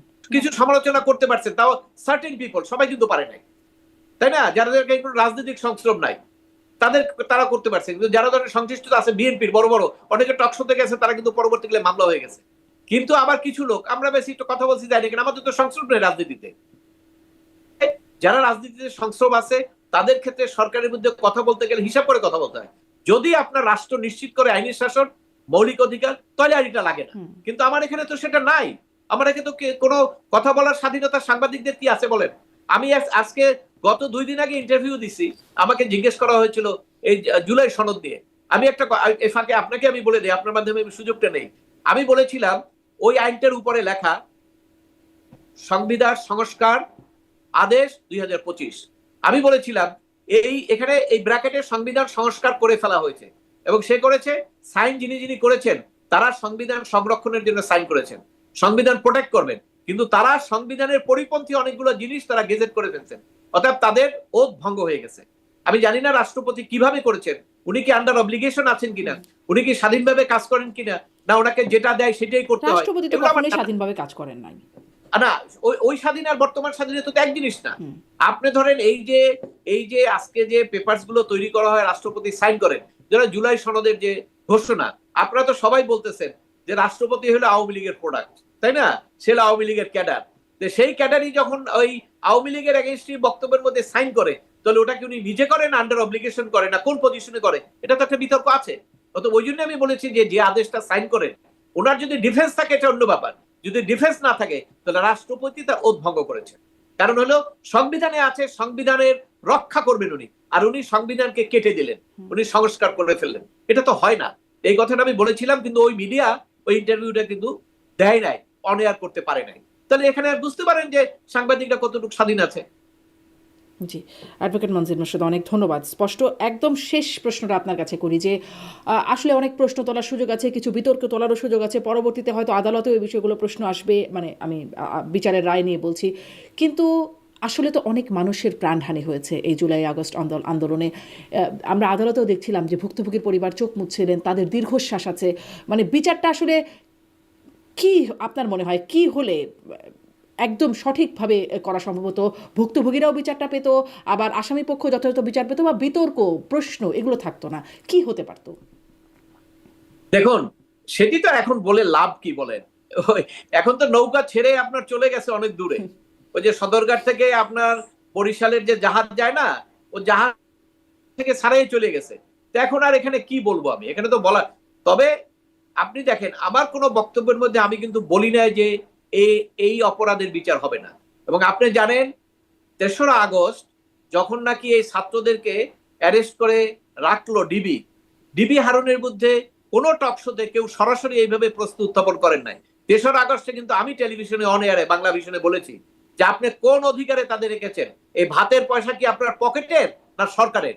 যদি সরকারের হয় আপনি হিসাব দেন, আর পকেটের হইলে আপনি কেন খাওয়ালেন সেইটাও আপনি ব্যাখ্যা দেন। এটা কিন্তু ছাত্রদের যখন গ্রেফতার করলো আমি কিন্তু সেই কথা তখন বলেছি। এবং এই কথাগুলো বলার অর্থ হলো, কারণ হইলো আপনাকে যে অন্যায়টা হবে, যে অধিকার লঙ্ঘন হবে, সেটাকে যদি আমি অধিকারের পক্ষে কথা না বলি, তাহলে আমি কিসের অধিকার করব? আমি কিসের মানবাধিকার কর্মী? আমি তো মানবাধিকার কর্মী হিসেবে, আপনি জানেন কিছুদিন আগে আমি হিউম্যান রাইটস ওয়াচের পর্যন্ত আমি সমালোচনা করেছি যে বাংলাদেশে যে মানবাধিকার লঙ্ঘন হচ্ছে, ভায়োলেন্সে মারা যাচ্ছে, হিউম্যান রাইটস ওয়াচ কেন কথা বলে না? তার কিছুদিন পরে তারা 6 জনে মিলে তারপরে তারা স্টেটমেন্ট দিয়ে স্বীকার করেছে বাংলাদেশের গুলো ব্যাপারে সরকারের কাছে দাবি তুলেছে। এখন প্রশ্নটা হলো যে আপনি যখন একটা স্বাধীনভাবে কথা বলবেন, এবং সেই স্বাধীন কথাটা যদি যারা আছেন তারা যদি এটা পজিটিভলি নেন, তাহলে এটা তাদের জন্যই ভালো, তাদের জন্য ক্ষতিকর না এটা। কারণ আমি যে কথাগুলো বলবো তারা যদি নেন, আপনি বলতে চেয়েছেন কি হলে ভালো হতো, অবশ্যই প্রত্যেকটা ইন্ডিভিজুয়ালের ক্ষেত্রে বিচারটা তো আপনি প্রথমেই ফ্রাস্ট্রেট করে দিচ্ছেন। কিভাবে? প্রথমেই আপনি মামলা করে, মামলার আসামি শেখ হাসিনা অমুক অমুক অমুক কই দিয়ে 400-500 এর মধ্যে নারায়ণগঞ্জের আছে, ঝালকাঠির আছে, আপনার চিটং এর আছে, 500 লোক কম্পিউটারে টাইপ করা ছিল, এগুলো করে করে সব। এরপরে তো শুরু হলো 100, 200, 300 মামলা। এই বিচার তো আপনারাই ফ্রাস্ট্রেট করে দিলেন, এবং সেটা তো সরকারের পক্ষ থেকে বলছে প্রত্যেকটা বিচার আপনি ফ্রাস্ট্রেট করছেন, প্রত্যেকটা। এই বিচারগুলো যদি করতে হয়, ভিকটিমকে একটা সঠিক এফআইআর করতে হবে। ফার্মগেটে কে মারছে আপনি জানেন না? যদি আপনি মনে করেন যে এটা হত্যা, এখানে কিন্তু একটা আর্গুমেন্ট হবে কোর্টে, এটা কি রাইট অফ প্রাইভেট ডিফেন্স নাকি ট্রাইব্যুনাল যেটা আছে তাদের প্রথম যে বিচারটা করেছে এই দফায়, সেখানে সাবেক প্রধানমন্ত্রী শেখ হাসিনা, সাবেক স্বরাষ্ট্রমন্ত্রী আসাদুজ্জামান খান কামাল, ওনাদেরকে এই গণহত্যার দায়ে, মানবতা বিরোধী অপরাধের দায়ে ওনাদেরকে মৃত্যুদণ্ড দেওয়া হয়েছে। এবং রাজসাক্ষী হওয়ার কারণে ওই সময়ের যিনি আইজিপি ছিলেন তাকে 5 বছরের কারাদণ্ড দেওয়া হয়েছে। এই রায় নিয়ে কালকে দেশে অনেক কিছু হয়েছে। আওয়ামী লীগের পক্ষ থেকে ঠিক বলবো না আমি, মানে ওয়েবসাইটের মাধ্যমে একটা লকডাউন আহ্বান করা হয়েছে। তার প্রতিক্রিয়া আমরা দেখেছি বিভিন্ন জায়গায়, যানবাহন চলেনি, অনেকটা হরতালের মতো পরিস্থিতি ছিল। 32 নম্বরের সামনে ভাঙচুর হয়েছে, এক্সকাভেটর নিয়ে, 2টো এক্সকাভেটর নিয়ে সেখানে গিয়েছিল ভাঙতে। যতটুকু অবশিষ্ট আছে সেটাকে ভেঙে খেলার মাঠ বানানোর জন্য তাদের আগ্রহ ছিল। পুলিশ এবং সেনাবাহিনী সেটাকে প্রতিরোধ করেছে। ওখানে সারাদিনই প্রায় মোটামুটি মানে থেমে থেমে থেমে থেমে অনেকটা যুদ্ধর অবস্থা ছিল। কারণ আমি এটা জানি এই কারণে, ওই জায়গাটা আমার বাসা থেকে একদম কাছে, যে তার কিছু উত্তাপ আমিও টের পেয়েছি। এমন বাস্তবতায় এই যে ঘটনাটা ঘটলো, এটা নিয়ে আন্তর্জাতিক পর্যায়ে নানা ধরনের রিয়াকশন হয়েছে। আমি একটু বড় করেই বললাম ভূমিকাটা। আপনি এখন আপনার অভিমতটা বলেন, যে আপনার কি প্রতিক্রিয়া, ওখানে থেকে আপনি কি অনুভব করেছেন, কি ভেবেছেন, আপনাদের যারা প্রবাসী বাঙালি আছেন যারা ওখানে, তাদের মধ্যে কি প্রতিক্রিয়া দেখেছেন, এটা একটু আমি বুঝতে চাচ্ছি। এখন প্রথমে আপনাকে আমি ধন্যবাদ জানাই, এবং আমার এই অনুষ্ঠানে যারা দর্শক শ্রোতা আমাদের ভালোবাসেন, আশা করি তাদের প্রত্যাশা আমরা পূরণ করতে পারবো। প্রথম কথা হচ্ছে, গতকালকে কিন্তু সারা পৃথিবীর বাংলাদেশের মানুষ এই ঘটনাটা অবলোকন করেছে। নট অনলি বাংলাদেশ, এবং বাংলাদেশের চাইতেও বহুগুণে বেশি প্রবাসী বাংলাদেশিদেরকে আক্রান্ত করেছে। এবং আপনি অবাক হবেন যে এক এক সময় ইন্টারনেটের স্পিড কমে যাচ্ছিল, কারণ বোঝা যাচ্ছে যে লক্ষ লক্ষ মানুষ এগুলো ভিউ করছে from the other part of the world. এবং কালকে আপনি যেটা বললেন, কোনো পক্ষে না গিয়ে আমি প্রথমে একটা কথা বলি, যে আমাদের দেশে কিন্তু এই ফাঁসি এবং মৃত্যুদণ্ড এটা একটা খেলার মতো হয়ে দাঁড়িয়েছে। এটা যে প্রজন্ম আজকে মাঠে নেমে চিৎকার করছে, আপনি যখন, অনেকগুলো প্রসঙ্গ এসছে তো একটা একটা করে বলি, যে তরুণ তরুণীদেরকে আমি দেখি অশুদ্ধ বাংলায়, অপ্রমিত বাংলায় কেমন করে জানি মিলিটারির সাথেও কথা বলছে।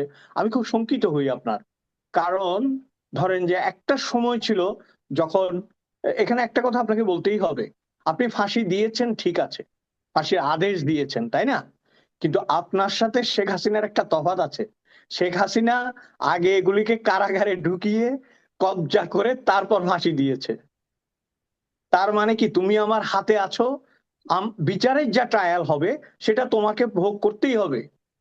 সেটা যদি তুমি নির্দোষ চলে যাও, যদি ট্রায়াল বলে, আর যদি কোর্ট বলে যে না যাবজ্জীবন হবে, যাবজ্জীবন তো হয়েছিল তাই না কারো কারো, এবং আপনার যাকে ফাঁসি দেওয়া তাকে ফাঁসি দিয়েছে। So she is more intelligent and more, আমি বলবো ক্যাপেবল, অনেক সক্ষম। এটা যেটা করেছে, ধরেন আমার প্রথম যেটা আমি বলতে চাই, আপনি নিশ্চয়ই একটা টার্মের সাথে পরিচিত আছেন, আলোচনাটা সিরিয়াস হওয়া উচিত, সেটা হচ্ছে ক্যাঙ্গারু কোর্ট। জি, ক্যাঙ্গারু কোর্ট কি আসলে? What is kangaroo court? আমরা যে দেশে থাকি, এই অস্ট্রেলিয়া, এটি হচ্ছে ক্যাঙ্গারুদের দেশ। ক্যাঙ্গারু পৃথিবীর অন্য দেশে কেন পাওয়া যায় না? কারণ ক্যাঙ্গারু উঠতে জানে না, সে যেতে পারে না এই অন্য দেশে, যদি না তাকে নিয়ে গিয়ে জাদুঘরে রাখা, মিউজিক কি বলে, জুতে রাখা হয়। এই না হলে কিন্তু সে যেতে পারে না, কারণ তার উর্বর ক্ষমতা নাই। এই কারণে কয়েকটা প্রাণী আছে অস্ট্রেলিয়ায়, এগুলো ইউনিক প্রাণী। যাই হোক, কেন ক্যাঙ্গারু কোর্ট বলে? কারণ ক্যাঙ্গারু হাঁটতে পারে না, ক্যাঙ্গারু লাফিয়ে চলে। বুঝতে পেরেছেন? এক একটা স্টেপে অনেক দূর চলে যায়, লাফায় লাফায়, এক পায়ে এরকম লাফাতে লাফাতে বাচ্চাটা থলেতে থাকে, চলে যায়। তো তোমরাও তো তাই করেছো, লাফিয়ে লাফিয়ে কাজ করেছো, কনসিস্টেন্টলি কাজগুলি করেনি। বুঝতে পেরেছেন? এই কারণে ক্যাঙ্গারু কোর্ট কথাটা চালু হয়েছে।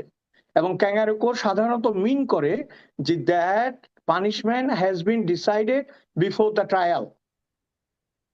এই এই বিচারটা আসলে আগেই নির্ধারিত হয়েছিল এবং এখানে যথেষ্ট আইন প্রমাণ কাগজপত্র ইত্যাদি দাখিল করার আগেই ওই যে বললাম, হ্যাঁ, 1 step forward to 2 step backward, 2 step forward to 4 step forward করে করে এইটাকে জায়েজ করে কালকে একটা মৃত্যুদণ্ড দিয়ে দেওয়া হয়েছে। এখন ধরেন আপনি যদি এটা এই আইনের চোখে দেখেন, এখন আইন যেটা করেছে এটার বিরুদ্ধে বলা তো আইন বিরোধী কথা বলা, তাই না? আইসিটির বিরুদ্ধে কথা বলতে গেলে আইন বিরোধী কথা বলতে হবে, কিন্তু আমরা যদি আইনের দিকে শ্রদ্ধাশীল হই আইনের প্রতি, তাহলে এই ধরনের একটা ক্যাপিটাল পানিশমেন্ট যাকে দেওয়া হচ্ছে, তিনি কয়েক দফার বাংলাদেশের সবচেয়ে বেশি ক্ষমতায় থাকা প্রধানমন্ত্রী। এটা কিন্তু আমাদের দেশের কথা বলছি আমি, আমাদের দেশের উনি সবচেয়ে বেশি সময় ধরে ক্ষমতায় থাকা প্রধানমন্ত্রী। তার আরেকটি পরিচয় হচ্ছে তিনি বঙ্গবন্ধুর কন্যা, এবং তার সবচেয়ে বড় পরিচয় আমি মনে করি তিনি বঙ্গবন্ধুর কন্যা। এখন বঙ্গবন্ধুর কন্যা বলে আপনি খুন করে পার পেয়ে যাবেন তা নয়, কিন্তু তাকে বিচার করতে হলে যথেষ্ট ন্যায্যতা এবং স্বচ্ছতার প্রয়োজন ছিল। আমি ব্যক্তিগতভাবে মনে করি কি জানেন, এইটা তো পারবে না। আপনাকে আমি দেখেন, অনেক অনেক ভারী ভারী কথা হচ্ছে, একটা হালকা গল্প বলি আপনাকে। হ্যাঁ, পাগলা গারদে দুইটা পাগল ছিল, বুঝছেন?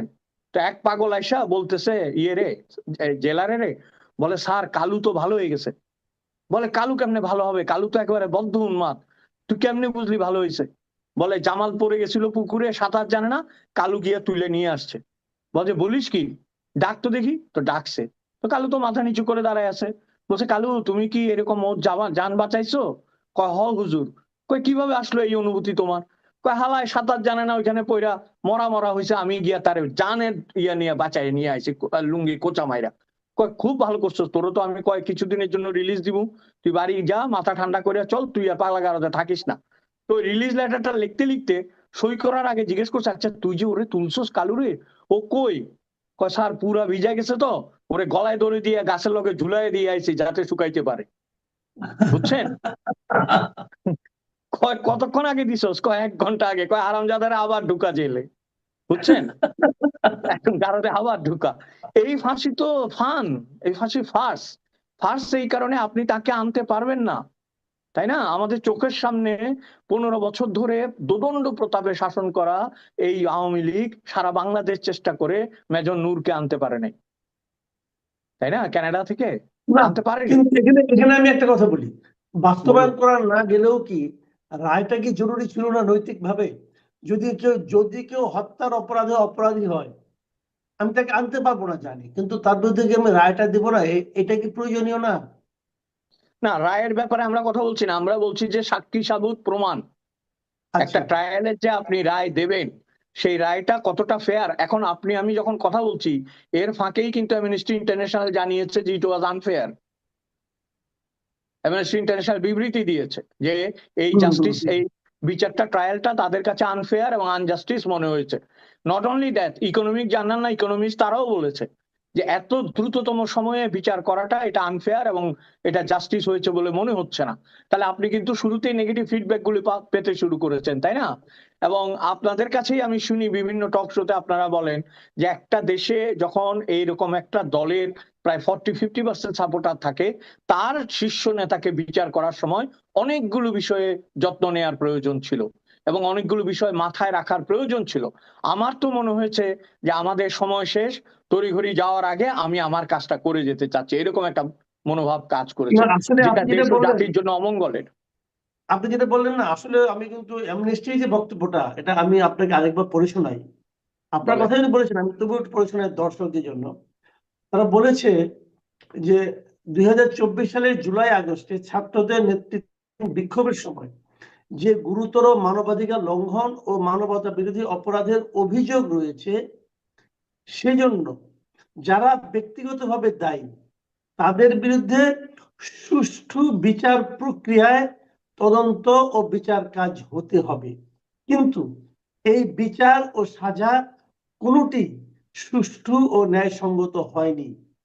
এটা একটা বড় অভিযোগ, তাদের অবজারভেশন তো এটা আচ্ছা, বড় আমি একটা আরেকটা অভিযোগ। কথা আপনাকে বলবো, আরো একটা কথা জি। আপনাকে আমি বলবো, please go to the main text, যেটা ইংরেজিতে ওরা বলেছে ওইটা। কারণ আমাদের দেশে বাংলা কি করে জানেন, ওই যে পুলিশ পেট্রোল করতেছিল ওইটাকে বলছে পুলিশ পেট্রোল চড়াইতে চড়াইতে এদিক থেকে ওইদিকে গেছে। না, হ্যাঁ, এখানে কিন্তু টুইস্ট থাকতে পারে, যদিও এটা ঠিক আছে মনে হচ্ছে। আমি এটা আমার কাছে অরিজিনালটা মনে হয় পড়েছি, ঠিকই আছে, আমি এটা চেক করেছি, এটা ঠিকই আছে, একই রকম এরকমই। হ্যাঁ অরিজিনালি এরকম আছে ঠিকই। এটা মনে হচ্ছে। Somehow you are hmm, lucky যে আপনি অরিজিনাল হুম, ভার্সনটা পেয়েছেন, কারণ এটাকে টুইস্ট করলে কিন্তু বদলে যাবে। আমরা টুইস্ট বদলে চাচ্ছি না, যায়। হ্যাঁ। এবং আপনি হয়তো জানেন যে তসলিমা নাসরিন একটা লেখাও লিখে ফেলেছে ইতিমধ্যে ইন্ডিয়ান টুডেতে বোধহয়, হ্যাঁ। এবং সেখানে তাই তিনি, না? হ্যাঁ উনি হ্যাঁ। যেটা বলছে যে এই সমস্ত আনফেয়ারনেস যদি হাসিনার ক্ষেত্রে হয়, তাহলে ইউনূস সাহেব ফেয়ার হইলো কিভাবে? She has raised this question, okay. এবং আমার হুম, শুধু একটাই প্রশ্ন, ইউনূস আমাদের প্রধান কি যেন উনার প্রধান উপদেষ্টা। উপদেষ্টা, হ্যাঁ হুম, প্রধান হুম। উপদেষ্টা বলছেন এতই গুরুত্বপূর্ণ যে উনার পদবিও আমরা ভুলে যাই মাঝে মাঝে। যাই হোক, এখন উনি এই যে বলছেন যে আজকে যে প্রমাণ হলো কেউ আইনের ঊর্ধ্বে নন, তাহলে মশাই আপনি জি। কি আইনের ঊর্ধ্বে? আপনি আইনের ঊর্ধ্বে? হ্যাঁ, আপনি যে এতগুলি সুদ মওকুফ করে ফেললেন, সমস্ত ব্যাংকগুলির সমস্ত টাকা আপনি, দেখেন আমি আমি কখনোই বায়াস হতে চাই না আমার আলোচনায়, কিন্তু এই ঘটনার পর জি। থেকে আমার শেখ হাসিনার প্রতি দুর্বলতা জন্মেছে। এই কারণে আপনি তাকে ট্রায়াল না করেই বলছেন আমি ফাঁসি দিব, এটা কেন মানবো আমি? আপনি হুম, ট্রায়াল করেন, ন্যায্য বিচার করেন, তাকে ডিফেন্ড করার সুযোগ দেন। ভাই, পৃথিবীতে একটা লোক যে তার স্ত্রী পুত্রকে খুন করে তাকেও কিন্তু আত্মপক্ষ সমর্থনের সুযোগ দেওয়া হয়, তাই না? এবং এই right. বিচার যে একটা প্রহসন, তার একটা প্রমাণ কিন্তু রেখে গেছে তারা। আমি কোনো আর্গুমেন্টের কথা বলবো না, কোনো সাক্ষীর কথা বলবো না, আমি শুধু একটা ছবির কথা বলবো, যেই ছবিতে আসামি পক্ষের উকিল হেসে হেসে দাঁত কেলিয়ে বলছে আমার খারাপ লেগেছে এই রায়। এর চেয়ে ফার্স কি হইতে পারে? হ্যাঁ, সে ৩২ পাটির দাঁত বের করছে যে আমার এই রায় ভালো লাগেনি। আরে মিয়া, নিমক হারামেরও তো একটা সীমানা আছে না? তোমারে যে দায়িত্ব দিয়েছে, হ্যাঁ, আপনি জানেন কুরুক্ষেত্রের, এই যে মহাভারতের কথা বলছি আমি, মহাভারতের জি, সবচেয়ে খারাপ চরিত্র ছিল শকুনি, যে যুদ্ধ লাগিয়ে জি, দিয়েছিল। কিন্তু জি। শকুনি সবার আগে স্বর্গে গিয়েছিল, কেন জানেন? সে তার কর্তব্য থেকে বিচলিত হয়নি। সে কার পক্ষে বিপক্ষে সেটা বড় কথা না, দেবতার পক্ষে না বিপক্ষে, কিন্তু তার কর্তব্য সে অবিচল ছিল। এই লোকটা তো কর্তব্যেই অবিচল নয়, এবং যে পক্ষ সমর্থন করে সে আদালতে বক্তব্য দিচ্ছে তার ব্যাপারে সে দাঁত কেলিয়ে ফাঁসির আদেশে বলছে আমি খুশি হইনি। এইটা বিচার? হুম, এটাই বাংলাদেশ? এবং আমি আপনাকে আরো একটা কথা বলবো, আহ, হুম, কি বলে মাসুদ ভাই, এটা আমার কাছে ইম্পর্টেন্ট মনে হয়। ৪০ বছর লিবিয়া শাসন করেছিল গাদ্দাফি। হুম। হুম। তারপরে আপনার দীর্ঘ সময় ধরে তাকে, তাদেরকে যখন সরানো যায়নি, তখন কিন্তু আন্তর্জাতিক চক্রান্ত করে তাদেরকে সরিয়েছে, তাই না? সেই জি। বিচারগুলো কিন্তু, সেই সেই অন্যায়গুলো কিন্তু ইতিহাসে জমা আছে। সিরিয়াসলি এই ইতিহাসে জমা আছে কিন্তু এগুলো। একটা কথাই আছে, হিস্ট্রি রিপিট ইটসেলফ। এই যে কাদের সিদ্দিকী একটা কথা বলেছে, যদিও কাদের সিদ্দিকী খুবই নড়বড়ে মানুষ, কিন্তু তিনি একটা কথা বলেছে না, যে আমাদের অনেক আগেই শেখ হাসিনা ডক্টর ইউনূসকে চিনতে পেরেছিল। আসলেই তো চিনতে পেরেছিল। উনি তো মারতে বলেনি, উনি বলছিল যে একটু চুবাইয়ে নেন এবং উনি যেন না মরে খেয়াল রেখে নেন, কিন্তু হ্যাঁ, ওই যে পদ্মার পানিতে চুবাই আনতে বলছিল কিন্তু না মরে এটা খেয়াল রাখে। আর এই লোকটা একেবারে ফাঁসিয়ে দিয়ে দিছে। তো আপনি এই যে প্রতিহিংসার, এই যে প্রতিহিংসার চরিতার্থকরণ, এইটা তো বাংলাদেশের জন্য সুফল বয়ে আনবে না। তার হ্যাঁ, মানে আপনি আপনি দেখেন বলছেন কোন, যে, তার মানে আপনি বলছেন যে, বলেন যে আসামি পক্ষের আইনজীবীর যে আচরণ, সেটাই আপনাকে বলে দিয়েছে যে বিচার কেমন হয়েছে। এক্স্যাক্টলি। উনি হেসে হেসে বলছে আপনাকে যদি এখন ফাঁসি দেওয়া হয়, আমাকে যদি একটা টক শোতে ডাকা হয়, আর আমি যদি হেসে হেসে বলি হ্যাঁ আমার মাসুদ ভাইয়ের জন্য খুব খারাপ লাগতেছে, is it is it my reaction? এটা কি আমি আপনাকে ভালোবাসলে করতে পারবো? আমার তো বাকরুদ্ধ হওয়ার কথা, আমার তো রেগে যাওয়ার কথা, আমার তো আর্গুমেন্টিভ হওয়ার কথা। আমাকে তো আর্গুমেন্টের জন্য নিয়োগ করা হয়েছে, তাই না? না, আমি আমি বুঝতে পেরেছি। তাহলে এখন আপনার কি মনে হচ্ছে, এর আফটার ইফেক্ট কি আপনি মনে করেন যে নির্বাচনে, এর কোন আসন্ন নির্বাচনে এর কোনো প্রভাব পড়তে পারে? দেখুন, আসন্ন নির্বাচন হচ্ছে যে, এটা কি আপনি শিওর? এই যে আবার একটা প্রসঙ্গ তুললেন, যে ব্যাপারে গণভোট চেয়েছে মাসুদ ভাই, আমার কাছে মনে হয় না। আপনাকে আমি ৩টা প্রশ্ন করতেছি, যে আপনি কি আজকে ভাত খেয়েছেন? দ্বিতীয় প্রশ্ন হচ্ছে আপনি কি আজকে ভাত খাননি? তৃতীয় প্রশ্ন হচ্ছে আপনি ভাত না খেলে আপনার কি মন খারাপ হয়? হ্যাঁ না বলেন দেখি,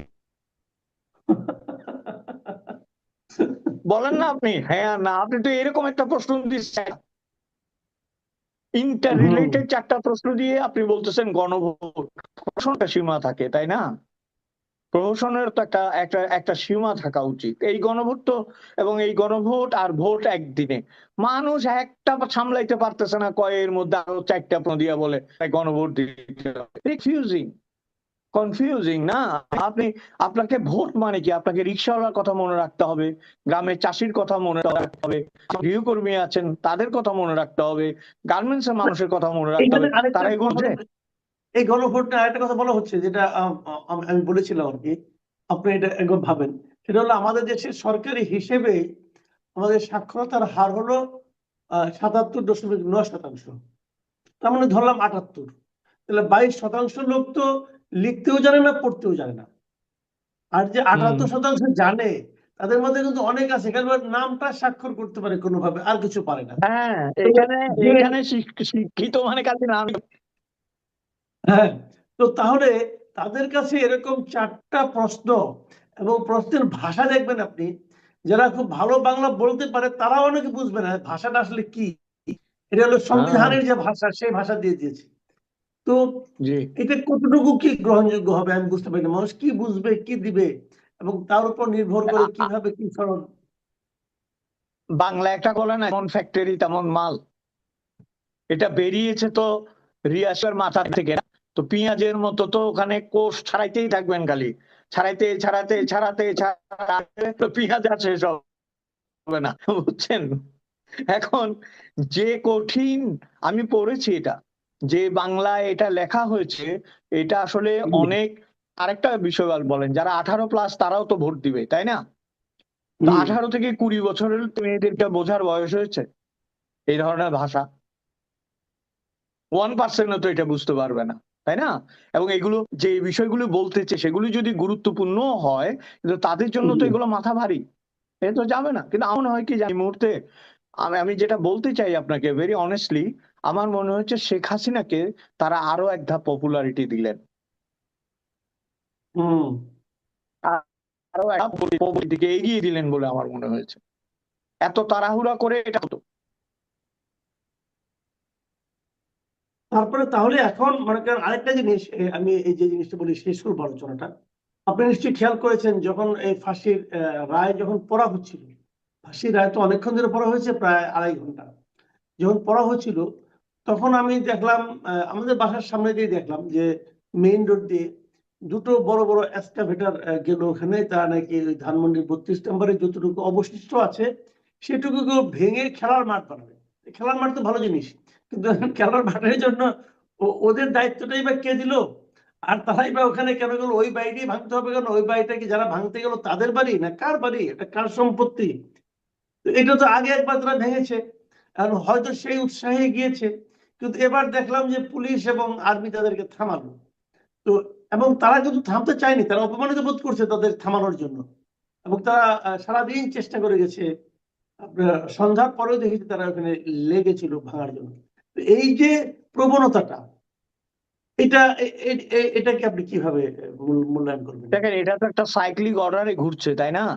আপনি খেয়াল করেন, আপনি বলছেন যে একটা উত্তেজনায় ভাঙতে গেছে, উত্তেজনায় ভাঙতে যায়নি। একটা ছেলে তো বলেছে যে কারণ মিলিটারি যখন জিজ্ঞেস করেছে, বলছে এটা ওদের কেবলা, এখানে ব্যবহার করেছে যে এটা ওদের কেবলা, ওদের এটা ভেঙে দিলে সবকিছু ভেঙে যাবে। তার মানে কি, প্রিডিসাইড, এটা তাদের মাথায় এটা ঢোকানো হয়েছে, যেটা আওয়ামী লীগের তীর্থভূমি, বা যারা আওয়ামী পলিটিক্স করে তাদের এটা মানে কি বলবো, পবিত্র ভূমি, এটাকে ভেঙে গুঁড়িয়ে দাও। এবং এখন আপনাকে যদি আমি এখন মানে আমরা সন্ত্রাসী হই, তাহলে একটা কথা কি আমরা জিজ্ঞেস করব না? বঙ্গবন্ধু তো মরে গেছে, অনেক আগে মারা গেছেন, অনেক আগে 75 সালে। তার সন্তানদের কেউ জীবিত নাই, পুত্র সন্তানদের। তার ভাবেই, এমনকি আপনি যদি লিখিতও দেন, আমি আপনি দেন, কই কত শতাংশ হাসিনা এবং রেহানা পায়? বাকিগুলি ভাঙা তো তুমি খেয়েছে। তারা কি এই 24শে জুলাই, কি জানি জুলাই 24শে যে ঘটনা করে, সে সময় তারা জীবিত ছিলেন? তাদের কি বাড়িঘর থাকার অধিকার নেই? তাদের নিজস্ব বাড়িঘর থাকবে না? এটাকে লেভেল প্লেইং ফিল্ড করতে হবে, এটাকে মাঠ বান খেলতে হবে। এই আইটাই তো মারাত্মক। এটা কিন্তু আমি বলছি কি, আমি বারবার বলছি আপনাকে, যদি কোনদিন পলিটিক্স ঘুরে দাঁড়ায়, ঘুরে তো দাঁড়াবে, বাংলাদেশের যে ইতিহাস, বাংলাদেশের যে অতীত ঘুরে দাঁড়ায়, তাহলে এগুলো কিন্তু মানে আমি বলছি যে প্রতিশোধের যে নতুন বীজ বপন করা হয়েছে, যিনি বপন করেছেন তিনি যেমন ফল পেয়েছেন, আজকে যারা বপন করছেন তারা পাবেন। প্রতিশোধ কিন্তু কাউকে ছেড়ে কথা বলে না। আপনি নিশ্চয়ই জানেন, গানটা কথা ছিল, যদি আই ফর আই হয় তাহলে পৃথিবী হবে। আপনার চোখের বদলে যদি আমার চোখের বদলে যদি আপনার চোখ নেই, তাহলে আমরা দুজনেই অন্ধ হয়ে যাব, তাই না? এবং বুদ্ধের এক কথা আছে যে আপনি জ্ঞানত যদি কারোর জন্য কবর খোঁড়েন, মনে রাখবেন আপনি দুই কবর, একটি সেই লোকটি এবং অচিরে আপনি। এটা মনে রাখতে হবে অন্যায় ভাবে যদি আপনি কারোর জন্য করেন। It's very important message. জি, অনেক ধন্যবাদ, অনেক ধন্যবাদ জনাব অজয় দাশগুপ্ত। আমরা এই আলোচনা এখানে শেষ করতে যাচ্ছি। প্রিয় দর্শক, আপনারা শুনলেন সিডনি থেকে অজয় দাশগুপ্তের কি প্রতিক্রিয়া, কি অনুভূতি। কালকে যে ঘটনা ঘটেছে, যে মৃত্যুদণ্ড রায় দেওয়া হয়েছে আমাদের আন্তর্জাতিক অপরাধ ট্রাইব্যুনাল, সেটা নিয়ে বিদেশের বিভিন্ন সংস্থাও নানা রকম প্রতিক্রিয়া দিয়েছে, সেগুলিও আমরা দেখছি। কিন্তু তার উপরে সবচেয়ে বড় কথা কি, আমরা কিন্তু চেয়েছি, সবসময় চেয়েছি যে 24-এর যে অভ্যুত্থান ছিল, গণ অভ্যুত্থান ছিল, সেই অভ্যুত্থানে তো অনেক মানুষ মারা গেছে, নির্মমভাবে নিহত হয়েছে। সেই হত্যাকাণ্ডগুলো তাদের যে পরিবার, তাদের পরিবারগুলো এখন তো যেভাবে কষ্ট করে বেঁচে আছে, তাদের সন্তান অথবা তাদের আত্মীয় স্বজনের স্মৃতি নিয়ে, তার একটা প্রতিকার হোক, এটা তো আমরা সবাই চাই। কিন্তু প্রতিকারের নামে আসলে যেটা হচ্ছে, তাদেরকে আসলে প্রতিকার হচ্ছে। এখানে ইন্টারন্যাশনাল এই সংস্থাগুলো, এই অ্যামনেস্টি ইন্টারন্যাশনাল, ওরা কিন্তু বলেছে যে তারা সবসময় দাবি করেছে যারা মারা গেছেন তাদের পরিবারের জন্য ক্ষতিপূরণ দেওয়া, তাদেরকে পুনর্বাসিত করা। সেই কাজটাকে আমরা করতে পেরেছি। আমরা যেন এক ধরনের প্রতিহিংসার চরিতার্থের দিকে বেশি মনোযোগী হয়েছিলাম।